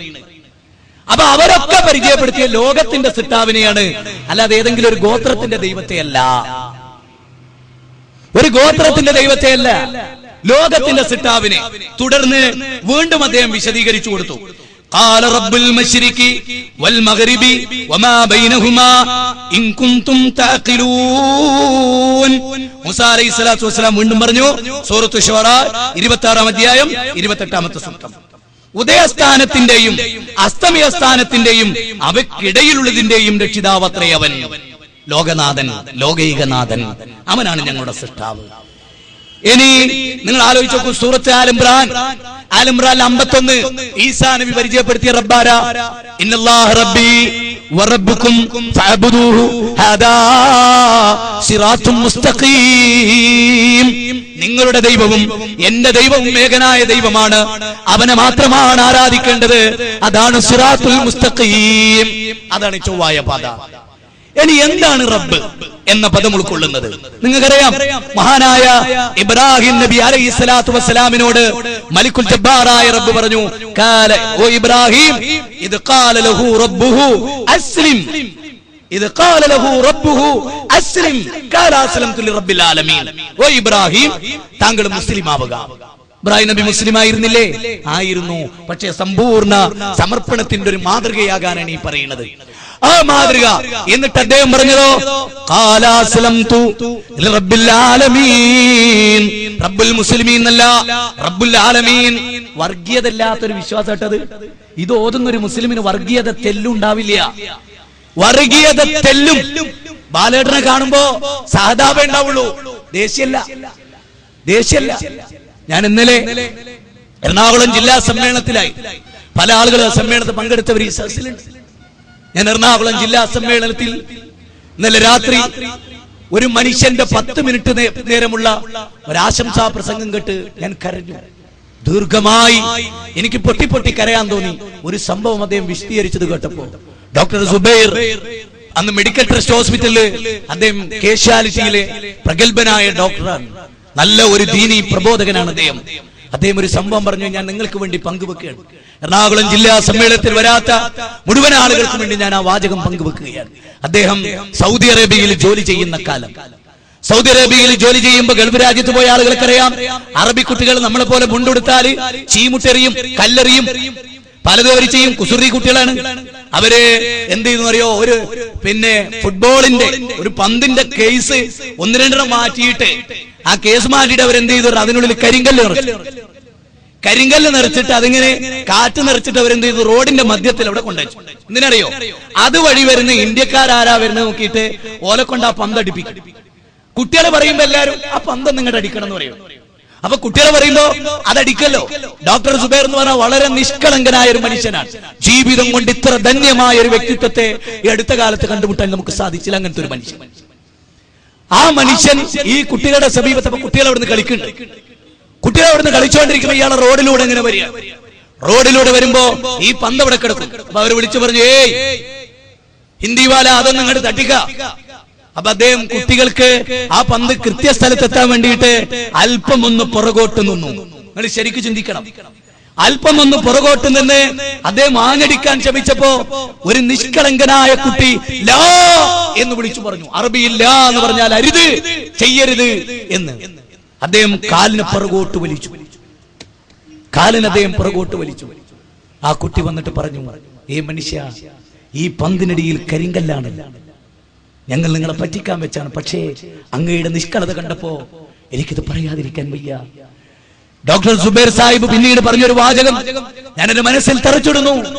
ഈ കല്ല് തട്ടിയപ്പോ കാല് മുറിയുമെന്ന് വിചാരിച്ച് നിഷ്കളങ്കനായ ഒരു കുട്ടി ലാ എന്ന് പറഞ്ഞില്ലേ, ആ ലാ എന്ന് പറയുന്നവരാണ് മുജാഹിദ് പ്രവർത്തകർ. നരകത്തിലേക്ക് പോകുന്ന മനുഷ്യരെ, ഭയാനകരമായ നരകത്തിലേക്ക് നീങ്ങുന്ന മനുഷ്യരെ കണ്ടിട്ട് ബാലനെയും ജോസഫിനെയും സാറാമയെയും ആമിനക്കുട്ടിയെയും മുഹമ്മദിനെയും താടിയും തൊപ്പിയും ധരിച്ച് ദർഗയിൽ പോയി അള്ളാഹുവിന്റെ സൃഷ്ടികൾ ആരാധിച്ച് നരകത്തിലേക്ക് പോകുന്ന മുസ്ലിമിനെയും കണ്ടിട്ട് ലാ, അരുതേ എന്ന് പറയേണ്ടവരാണ് സലഫി പ്രസ്ഥാനക്കാർ. കരിമനിൽ നടന്നാൽ, എക്സ്പ്രസ് ഹൈവേ ഉണ്ടാക്കിയാൽ ലോകത്ത് വലിയ ദുരന്തങ്ങളൊന്നും ഉണ്ടാകാൻ പോണില്ല. അതിന്റെ പേരിൽ ആരും നരകത്തിലും പോവില്ല. പക്ഷേ നിങ്ങൾക്കറിയാം, വീതിയുള്ള റോഡിൽ പോലും ദർഗയാണ്. ഇവിടെ നിന്നിട്ട് വളാഞ്ചേരിക്ക് സഞ്ചരിച്ച് രാമനാട്ടുകര കഴിഞ്ഞ് നമ്മുടെ യൂണിവേഴ്സിറ്റി കഴിഞ്ഞ് എനിക്ക് തോന്നുന്നത് കുറ്റിപ്പുറം കഴിഞ്ഞ ഉടനെയാണ് ഒരു ചോന്ന കബർ. അതിനെപ്പറ്റി ആർക്കും ഒരു പരാതിയില്ല. വലിയ അമ്പ് കണ്ട അതൊക്കെ ദർഗയാണെന്ന് വിചാരിക്കുന്ന ഒരു കൗമിന്റെ മുമ്പിലാണ് നിങ്ങൾ ഞാൻ എഴുന്നേറ്റ് നിൽക്കുന്നത്. വ്യക്തിപൂജയുടെ, മനുഷ്യപൂജയുടെ, മനുഷ്യാരാധനയുടെ വലിയ കേളി രംഗമാണ് നമ്മുടെ ഇന്ത്യ. വിവിധ രാജ്യങ്ങൾ, ഇന്തോനേഷ്യ, ബഹുഭൂരിപക്ഷം മുസ്ലിങ്ങൾ ജീവിക്കുന്ന ഇന്തോനേഷ്യ, അതിലെ ഉത്തര ഇന്തോനേഷ്യയിൽ നിന്ന് ഇന്നലെ കുലുങ്ങി അപകടങ്ങളുണ്ടായി പല ഭാഗത്തും. തുർക്കിയിൽ അതിശക്തമായ ഭൂകമ്പമുണ്ടായി. ഇറാനിലെ ബാം പ്രദേശം പടച്ചതമ്പുരാന്റെ അനുഗ്രഹത്താൽ ഈ ഇറാൻ എന്ന് പറയുന്ന പ്രദേശത്ത് ഈ ഉള്ളവൻ പോയി. ഞാൻ കണ്ടു അവിടുത്തെ സംസ്കാരം. ഇറാനിയൻ വിപ്ലവത്തെ കുറിച്ച് ജമാഅത്തെ ഇസ്ലാമിയോട് പറഞ്ഞപ്പോ ഞാനും വിചാരിച്ചുണ്ടായിട്ടുണ്ടാകാം. ഇറാനിൽ ഞാൻ പോയി, പ്രിയപ്പെട്ടവരെ, ഇറാനിലെ ഇസ്ലാമിക വിപ്ലവം ഞാൻ കണ്ടു. എന്താ വിപ്ലവം? ആയത്തുള്ള റൂഹുള്ള ഖുമൈനിമാരുടെ ഫോട്ടോ വെച്ച് കല്ലും മുള്ളും മുരടും കിട്ടിയാൽ അതിന്റെ മുമ്പിൽ ജപമാലകൾ വെച്ച് ആരാധിക്കുന്ന മുസ്ലിം ഉമ്മത്തിനെ, അതാണത്രേ ഇസ്ലാമിക് വിപ്ലവം. ഞാൻ കണ്ടോടെ ആ ഇറാനിൽ കണ്ടു. ബാം പ്രദേശം നമ്മൾ നോക്കി കണ്ടു. എല്ലാ പ്രദേശങ്ങളും ആ നിലക്ക് കാണാൻ നമുക്ക് തൗഫീഖ് ഉണ്ടായാൽ ഇതൊക്കെ നമുക്ക് വ്യക്തമായി മനസ്സിലാക്കാൻ കഴിയും. 2000 വർഷം പടുത്തുയർത്തിയ സകല സംസ്കാരങ്ങളും സെക്കൻഡ് കൊണ്ടാണ് തകർന്ന് തരിപ്പണമായത്. നൂറ്റാണ്ടുകളോളം മനുഷ്യർ പടുത്തുയർത്തിയ എല്ലാ വിജ്ഞാന സൗധങ്ങളെയും 30 സെക്കൻഡ് കൊണ്ട്, ഗുജറാത്തിലെ ഭൂകമ്പം 30 സെക്കൻഡ്, 1 മിനിറ്റിന്റെ പാതി. അതെങ്ങാനും ഒരു ദിവസത്തിലേക്ക് അങ്ങോട്ട് കടന്നാൽ, അതുകൊണ്ടൊന്ന് വിനീതരാവണം, ഒന്ന് വിനീതദാസന്മാരാകണം, പടച്ച റബ്ബിനെ പേടിക്കണം, അവനിലേക്ക് മടങ്ങണം, ആകാശഭൂമികളുടെ സിട്ടാവിലേക്കൊന്ന് മടങ്ങിപ്പോകണം. ഇനി ആരാ റബ്ബുൽ ആലമീൻ? ഖാലൂ ആമന്നാ ബിറബ്ബിൽ ആലമീൻ. ഖുർആനിലെ 26-ാം അധ്യായം 47-ൽ എന്നിട്ട് അദ്ദേഹം ചോദിക്കുന്നു, വറബ്ബി മൂസാ വഹാറൂൻ. മജീഷ്യന്മാരായ ആളുകൾ ഫിറൗനിന്റെ മുമ്പിൽ വടി നിലത്തിട്ട് പാമ്പാക്കിയിട്ട് പിന്നീട് അവർ പറയുന്നത്, ഖാലൂ ആമന്നാ ബിറബ്ബിൽ ആലമീൻ, ലോകരക്ഷിതാവിൽ ഞങ്ങൾ വിശ്വസിച്ചിരിക്കുന്നു. മൂസയുടെ ദൈവത്തിലല്ല, ലോകരുടെ മൂസ പരിചയപ്പെടുത്തിയ ലോകരുടെ രക്ഷിതാവുണ്ടല്ലോ, ആ ലോകരുടെ രക്ഷിതാവിൽ ഞാൻ വിശ്വസിച്ചിരിക്കുന്നു. പിന്നെ ഫിറൗനിന്റെ ഒരു ചോദ്യമുണ്ട്, ഖാലൂ ഫമൻ റബ്ബുകുമാ യാ മൂസ, ഖാലൂ ഫമൻ റബ്ബുകുമാ യാ മൂസ. ഏ മൂസ, നീ പറയുന്ന റബ്ബാരാണ്? മൂസ, നീ ഒരു റബ്ബിനെ പരിചയപ്പെടുത്തുന്നുണ്ടല്ലോ, ആരാണ് മൂസ റബ്ബ്? ഞാനല്ലാതെ ഒരു റബ്ബ് ആരാ മൂസ?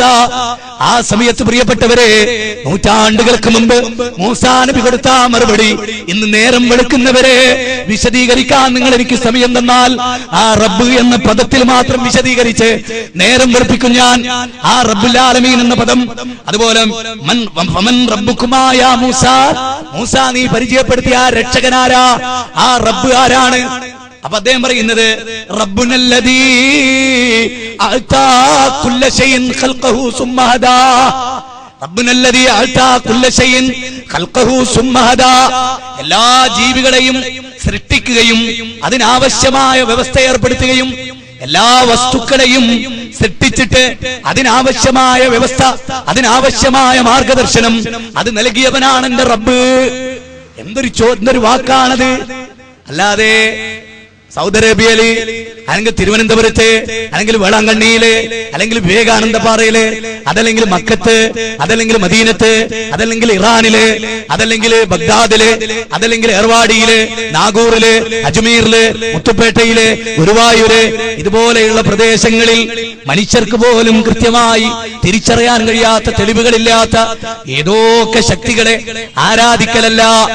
പിന്നെയോ ആ ഖുർആൻ പറയുന്നു റബ്ബുൽ ആലമീൻ, റബ്ബുൽ ആലമീൻ, റബ്ബുൽ ആലമീൻ എന്ന് രണ്ട് രൂപത്തിൽ വിവിധ സ്ഥലങ്ങളിൽ. ലോകൈകനാഥൻ, ആകാശഭൂമികളുടെ സൃഷ്ടാവ്, വമാ ബൈനഹുമാ, അവക്കിടയിലുള്ളതിന്റെയും. ആ കാലത്തൊന്നും ഇതിനെപ്പറ്റി ഒരു അറിവില്ല. ആകാശത്തിന്റെയും ഭൂമിയുടെയും ഇടയിൽ എന്തൊക്കെയുണ്ട് എന്നതിനെ കുറിച്ച് ആ കാലഘട്ടത്തിൽ ഒരു അറിവില്ല. ആ കാലത്താണ് ഇതൊക്കെ പറയുന്നത്. എന്നിട്ട് അദ്ദേഹം പറയുന്നത് സൂറത്ത് ത്വാഹ 20-ാം അധ്യായം 49-50 സൂക്തങ്ങളാണ്. 20-ാം അധ്യായത്തിൽ 49-50 റബ്ബുനല്ലദീ അഅതാ കുല്ല ശൈഇൻ ഖൽഖഹു സുമ്മ ഹദാ, എല്ലാ ജീവജാലങ്ങളെയും സൃഷ്ടിച്ചിട്ട്, എല്ലാ വസ്തുവിനെയും സൃഷ്ടിച്ചിട്ട് അതിന്റെ വ്യവസ്ഥ നൽകിയവൻ. നോക്കൂ നിങ്ങൾ, ഒരു അരയാൽ മരത്തിന്റെ അരയാലില പോലെ ആ അരയാലില അവിരസ്പന്ദനം ചെയ്യുന്നത് കണ്ടിട്ടില്ലേ? അത് പടർന്ന് പന്തലിച്ചു നിൽക്കുന്ന നിങ്ങൾ കണ്ടിട്ടില്ലേ? ചില നാടുകൾക്കൊക്കെ അത് സമാധാനമായി നിൽക്കുന്ന നിങ്ങൾ കണ്ടിട്ടില്ലേ? ക്ഷേത്രത്തിന്റെ സന്നിധികളിലെ സെന്ററിൽ നിങ്ങൾ അത്തരത്തിലുള്ള ആൽമരങ്ങൾ കണ്ടിട്ടില്ലേ? അതിന്റെ ആൽക്കുരു ഒരെണ്ണം എടുത്തിട്ട് ആൽക്കുരു ഇങ്ങനെ നിങ്ങളൊന്ന് സെന്ററിലൂടെ കീറി നോക്ക്. കടുകുമണികളെ പോലെ, ചെറിയ ചെറിയ കടുകുമണികളെ പോലെ അതിന്റെ കുരു നിങ്ങൾ കണ്ടിട്ടില്ലേ? ആ കുരുവിൽ നിന്നാണ് അത് വളർന്ന് ഇക്കണ്ട വലിയ വടവൃക്ഷമായി ഇത് വളരുന്നത്. അതിനൊക്കെ കൃത്യമായ ചില വ്യവസ്ഥാപിതത്വമുണ്ട്. ലാ തബ്ദീല ലിഖൽഖില്ലാഹ് ദാലിക ദീനുൽ ഖയ്യിം, അതാണ് ചൊവ്വായ മാർഗം, അതാണ് ചൊവ്വായ മതം. അതിൽ മാറ്റങ്ങളില്ലെന്ന് പടച്ച തമ്പുരാൻ പറയുന്നു. 5 കൊല്ലം കൊണ്ട് കായ്ക്കേണ്ട ഒരു മരം 5 മാസം കൊണ്ട് കായ്ക്കില്ല. അത് പടച്ചവന്റെ വ്യവസ്ഥാപിതത്വമാണ്. കൃത്യമായിട്ടാണ് അത് വളരുക, വ്യക്തമായിട്ടാണ് അതിന്റെ വളർച്ച. അങ്ങനെ ഇതൊക്കെ വളർന്നു വലുതായിട്ട് ആ വ്യവസ്ഥകൾ വെച്ചവൻ ആരോ, അവനാകുന്ന സൃഷ്ടാവ്. അതേ യൂറോപ്യൻ രാജ്യങ്ങളിലെ സമുദ്രങ്ങളിൽ നിന്ന് 1000-ഓ 5000-ഓ കിലോമീറ്ററുകൾ സഞ്ചരിച്ച് അങ്ങ് സർഗാസോ ബർമുഡായുടെ സർഗാസോ തടാകത്തിൽ വന്നിട്ട് മുട്ടയിട്ട ഉടനെ ചത്തുപോകുന്നു ഹീൽ മത്സ്യങ്ങൾ. ആരൽ മത്സ്യങ്ങൾ നിങ്ങൾ ചിന്തിക്കണം. ശാസ്ത്രകാരന്റെ അത്ഭുതപരതന്ത്രമായ ചിന്തക്ക് വിഷയീഭവിച്ച ദൈവത്തിന്റെ ഒരു കൊച്ചു സൃഷ്ടിയായ ഈ ഹീൽ മത്സ്യങ്ങൾ, ആരൽ മത്സ്യങ്ങൾ എത്ര കിലോമീറ്ററുകൾ താണ്ടിയാണ് വഴിയറിയാത്തവ കൃത്യമായ വെള്ളത്തിന്റെ ഈ ടേസ്റ്റ് നോക്കി ആ ടേസ്റ്റ് അറിഞ്ഞുകൊണ്ട് അതിന്റെ കോഡുകളിൽ എഴുതിയ കൃത്യമായ വ്യവസ്ഥയനുസരിച്ച് അതിനെ സഞ്ചരിപ്പിച്ച് ബർമുഡായുടെ തെക്ക് കിഴക്ക് ഭാഗത്തുള്ള സർഗാസോ തടാകത്തിൽ വന്നിട്ട് അത് മുട്ടയിട്ട ഉടനെ ഹീൽ മത്സ്യങ്ങൾ ചത്തുപോകുന്നു. പ്രിയപ്പെട്ടവരെ, ആദമിന്റെ മക്കളെ, മനുഷ്യരെ, താൽക്കാലികക്കൊന്നുമില്ലാത്ത പ്രത്യേകതയുള്ള ചിന്താവൈഭവമുള്ള മനുഷ്യരെ, ഈ ഹീൽ മത്സ്യമുണ്ടല്ലോ അവിടെ നിന്ന് ചത്തുപോകുകയാണ്. മുട്ടയിട്ട ഉടനെ അത് പിടച്ചു മരിക്കുന്നു. നിങ്ങൾ നിച്ചിന് ഒരു ഡോക്യുമെന്ററി ഉണ്ട്, നിച്ച് ഓഫ് ട്രൂത്ത് ഇറക്കിയിട്ടുള്ള അത്ഭുത ജീവികളെ കുറിച്ച്. അതിൽ ഹീൽ മത്സ്യങ്ങൾ ഈ പ്രവർത്തിക്കുന്നത് കാണിക്കുന്നുണ്ട്. ആ ഹീൽ മത്സ്യങ്ങൾ അവിടെ ചെന്നിട്ട് മുട്ടയിട്ടിട്ട് അത് ചത്തുപോകുന്നു. ആ തള്ള അങ്ങനെ അത് ചത്തതിനു ശേഷം ഈ കുഞ്ഞു മുട്ട വിരിഞ്ഞ് പുറത്തുനിന്ന് 8-ഓ 9-ഓ മാസം കഴിയുമ്പോ സർഗാസോ തടാകത്തിൽ നിന്ന് തിരിച്ചൊരു യാത്ര പുറപ്പെടുകയാണ്. ഇങ്ങോട്ട് യൂറോപ്യൻ രാജ്യങ്ങളിലെ ഏത് സമുദ്രത്തിൽ നിന്നാണോ എന്റെ മാതാവ് പുറപ്പെട്ടത്, ആ മാതാവ് വഴി കാണിക്കാനില്ല, വഴികാട്ടിയായ ഒരാൾ കൂടെയില്ല, വഴികാട്ടിയായി പറഞ്ഞുതരാൻ ഒരാളില്ല. അതിന് വരാൻ മാത്രം പ്രത്യേകമായ പർട്ടിക്കുലർ ഏരിയകൾ തിരിച്ചു കൊടുത്തിട്ടില്ല. ആ മാതാവ് ചത്തുകിടക്കുന്ന ഏരിയയിൽ ആ കുഞ്ഞു വളർന്നിട്ട് എത്ര കിലോമീറ്ററുകളെ ആ മാതാവ് സഞ്ചരിച്ചു വന്ന വഴിയിലൂടെ ദീർഘമായി സഞ്ചരിച്ച് ഒട്ടും വഴി തെറ്റാതെ യൂറോപ്പിലേക്ക് തിരിച്ചത് പോകുന്നു. അതുപോലെ ദേശാന്തരം നടത്തുന്ന പൂമ്പാറ്റകളെ, ആയിരക്കണക്കായ 10000-കണക്കായ തലമുറകൾ സൃഷ്ടിക്കുന്ന പൂമ്പാറ്റകളെ, അതുപോലെ തന്നെ ടോർപിഡോ എന്ന് പറയുന്ന മത്സ്യത്തെ, അതുപോലെ എത്ര അത്ഭുതങ്ങളാണ്. ആർട്ടിക്ടേൺ എന്ന പക്ഷിയെ 10000 കിലോമീറ്ററുകളെയുള്ള പല പ്രദേശങ്ങളിലേക്കും യാത്ര ചെയ്ത് ഭൂമിയുടെ സ്വീകരണികൾ സ്വീകരിച്ച് യാത്ര ചെയ്ത് ഏതൊരു കൊമ്പിലാണോ മുമ്പ് പോയിരുന്നത് ആ കൊമ്പുകളിൽ പോയിരുന്നു വരുന്ന ഈ പക്ഷികളുടെ അത്ഭുതങ്ങൾ, അതാണ് പടച്ച തമ്പുരാൻ റബ്ബുനല്ലദീ അഅതാ കുല്ല ശൈഇൻ ഖൽഖഹു സുമ്മ ഹദാ. ആ അങ്ങനെ കടലുണ്ടിയിൽ പോലും പക്ഷികൾ വരുന്നുണ്ട്. ദശാന്തരഗമനം നടത്തുന്ന പക്ഷികൾ പഠിക്കേണ്ടതാണ്, അത്ഭുതങ്ങളാണ്. ഇതിനെയൊക്കെ സൃഷ്ടിച്ച് പരിപാലിക്കുന്ന ലോകൈകനാഥനുണ്ടല്ലോ, ആ ലോകൈകനാഥൻ തേനീച്ചക്ക് അത്ഭുതങ്ങൾ നൽകിയ, 8 കാലിക്ക് അത്ഭുതങ്ങൾ നൽകിയ ആ ലോകൈകനാഥനെ ആരാധിക്കണമെന്നാണ് ഖുർആൻ പറയുന്നത്. അൽഹംദുലില്ലാഹി റബ്ബിൽ ആലമീൻ. അർ-റഹ്മാനിർ റഹീം, അവൻ പരമകാരുണ്യനാണ്, കരുണാവാരിധിയാണ്. അല്ലാഹുവിനെ ആരാധിക്കാത്തവർക്ക് പോലും കരുണ ചൊരിയുന്ന കരുണാവാരിധി, ലോകത്തിന്റെ സിട്ടാവ്, വഴിപ്പെട്ടവനും വഴിപ്പെടാത്തവനും ഒരേപോലെ കരുണ ചൊരിയുന്ന അർ-റഹ്മാൻ എന്ന് പറഞ്ഞാൽ അതാണ്. അർ-റഹ്മാൻ നിങ്ങൾക്കറിയാം, പ്രവാചകന്റെ കാലശേഷം യമാമയിൽ ഒരു കള്ളപ്രവാചകത്വം വാദിച്ച മുസൈലിമത്തുൽ കദ്ദാബിനെ യമാമയിൽ റഹ്മാനായി വിശേഷിപ്പിച്ചു. ലോകത്തിന്റെ റഹ്മാൻ വറഹ്മതീ വസിയത്തു കുല്ല ശൈഇൻ, ലോകത്തിന് മുഴുവനും കരുണ ചൊരിയുന്ന ആ റബ്ബുൽ ആലമീൻ. വിശുദ്ധ ഖുർആൻ ആരംഭിക്കുന്നത് തന്നെ എങ്ങനെയാണെന്നറിയുമോ? ബിസ്മില്ലാഹിർ റഹ്മാനിർ റഹീം, പരമകാരുണ്യകനും കരുണാവാരിധിയുമായ റബ്ബിന്റെ നാമത്തിൽ ഞാൻ ആരംഭിക്കുന്നു. ഒരു മുസ്ലിമിനെ സംബന്ധിച്ചിടത്തോളം എന്തൊരു നല്ല കാര്യം ചെയ്യുന്നുണ്ടെങ്കിലും പടച്ചോനെ മറക്കാൻ അയാൾക്ക് സാധ്യമല്ല. ഒരു ഗ്ലാസ് വെള്ളം കിട്ടിയാൽ ബിസ്മില്ലാഹിർ റഹ്മാനിർ റഹീം, പരമകാരുണ്യക കരുണാവാരിധിയായ റബ്ബുൽ ആലമീനായ റബ്ബേ, നിന്റെ നാമത്തിലാണ് ഞാൻ ആരംഭിക്കുന്നത്. കാരണം ഈ വെള്ളത്തെ നീയാണ് എനിക്ക് കീഴ്പ്പെടുത്തി തന്നത്. ഈ വെള്ളം പിടിക്കാനുള്ള കരത്തിന് ബലം നൽകിയത് നീയാണ്.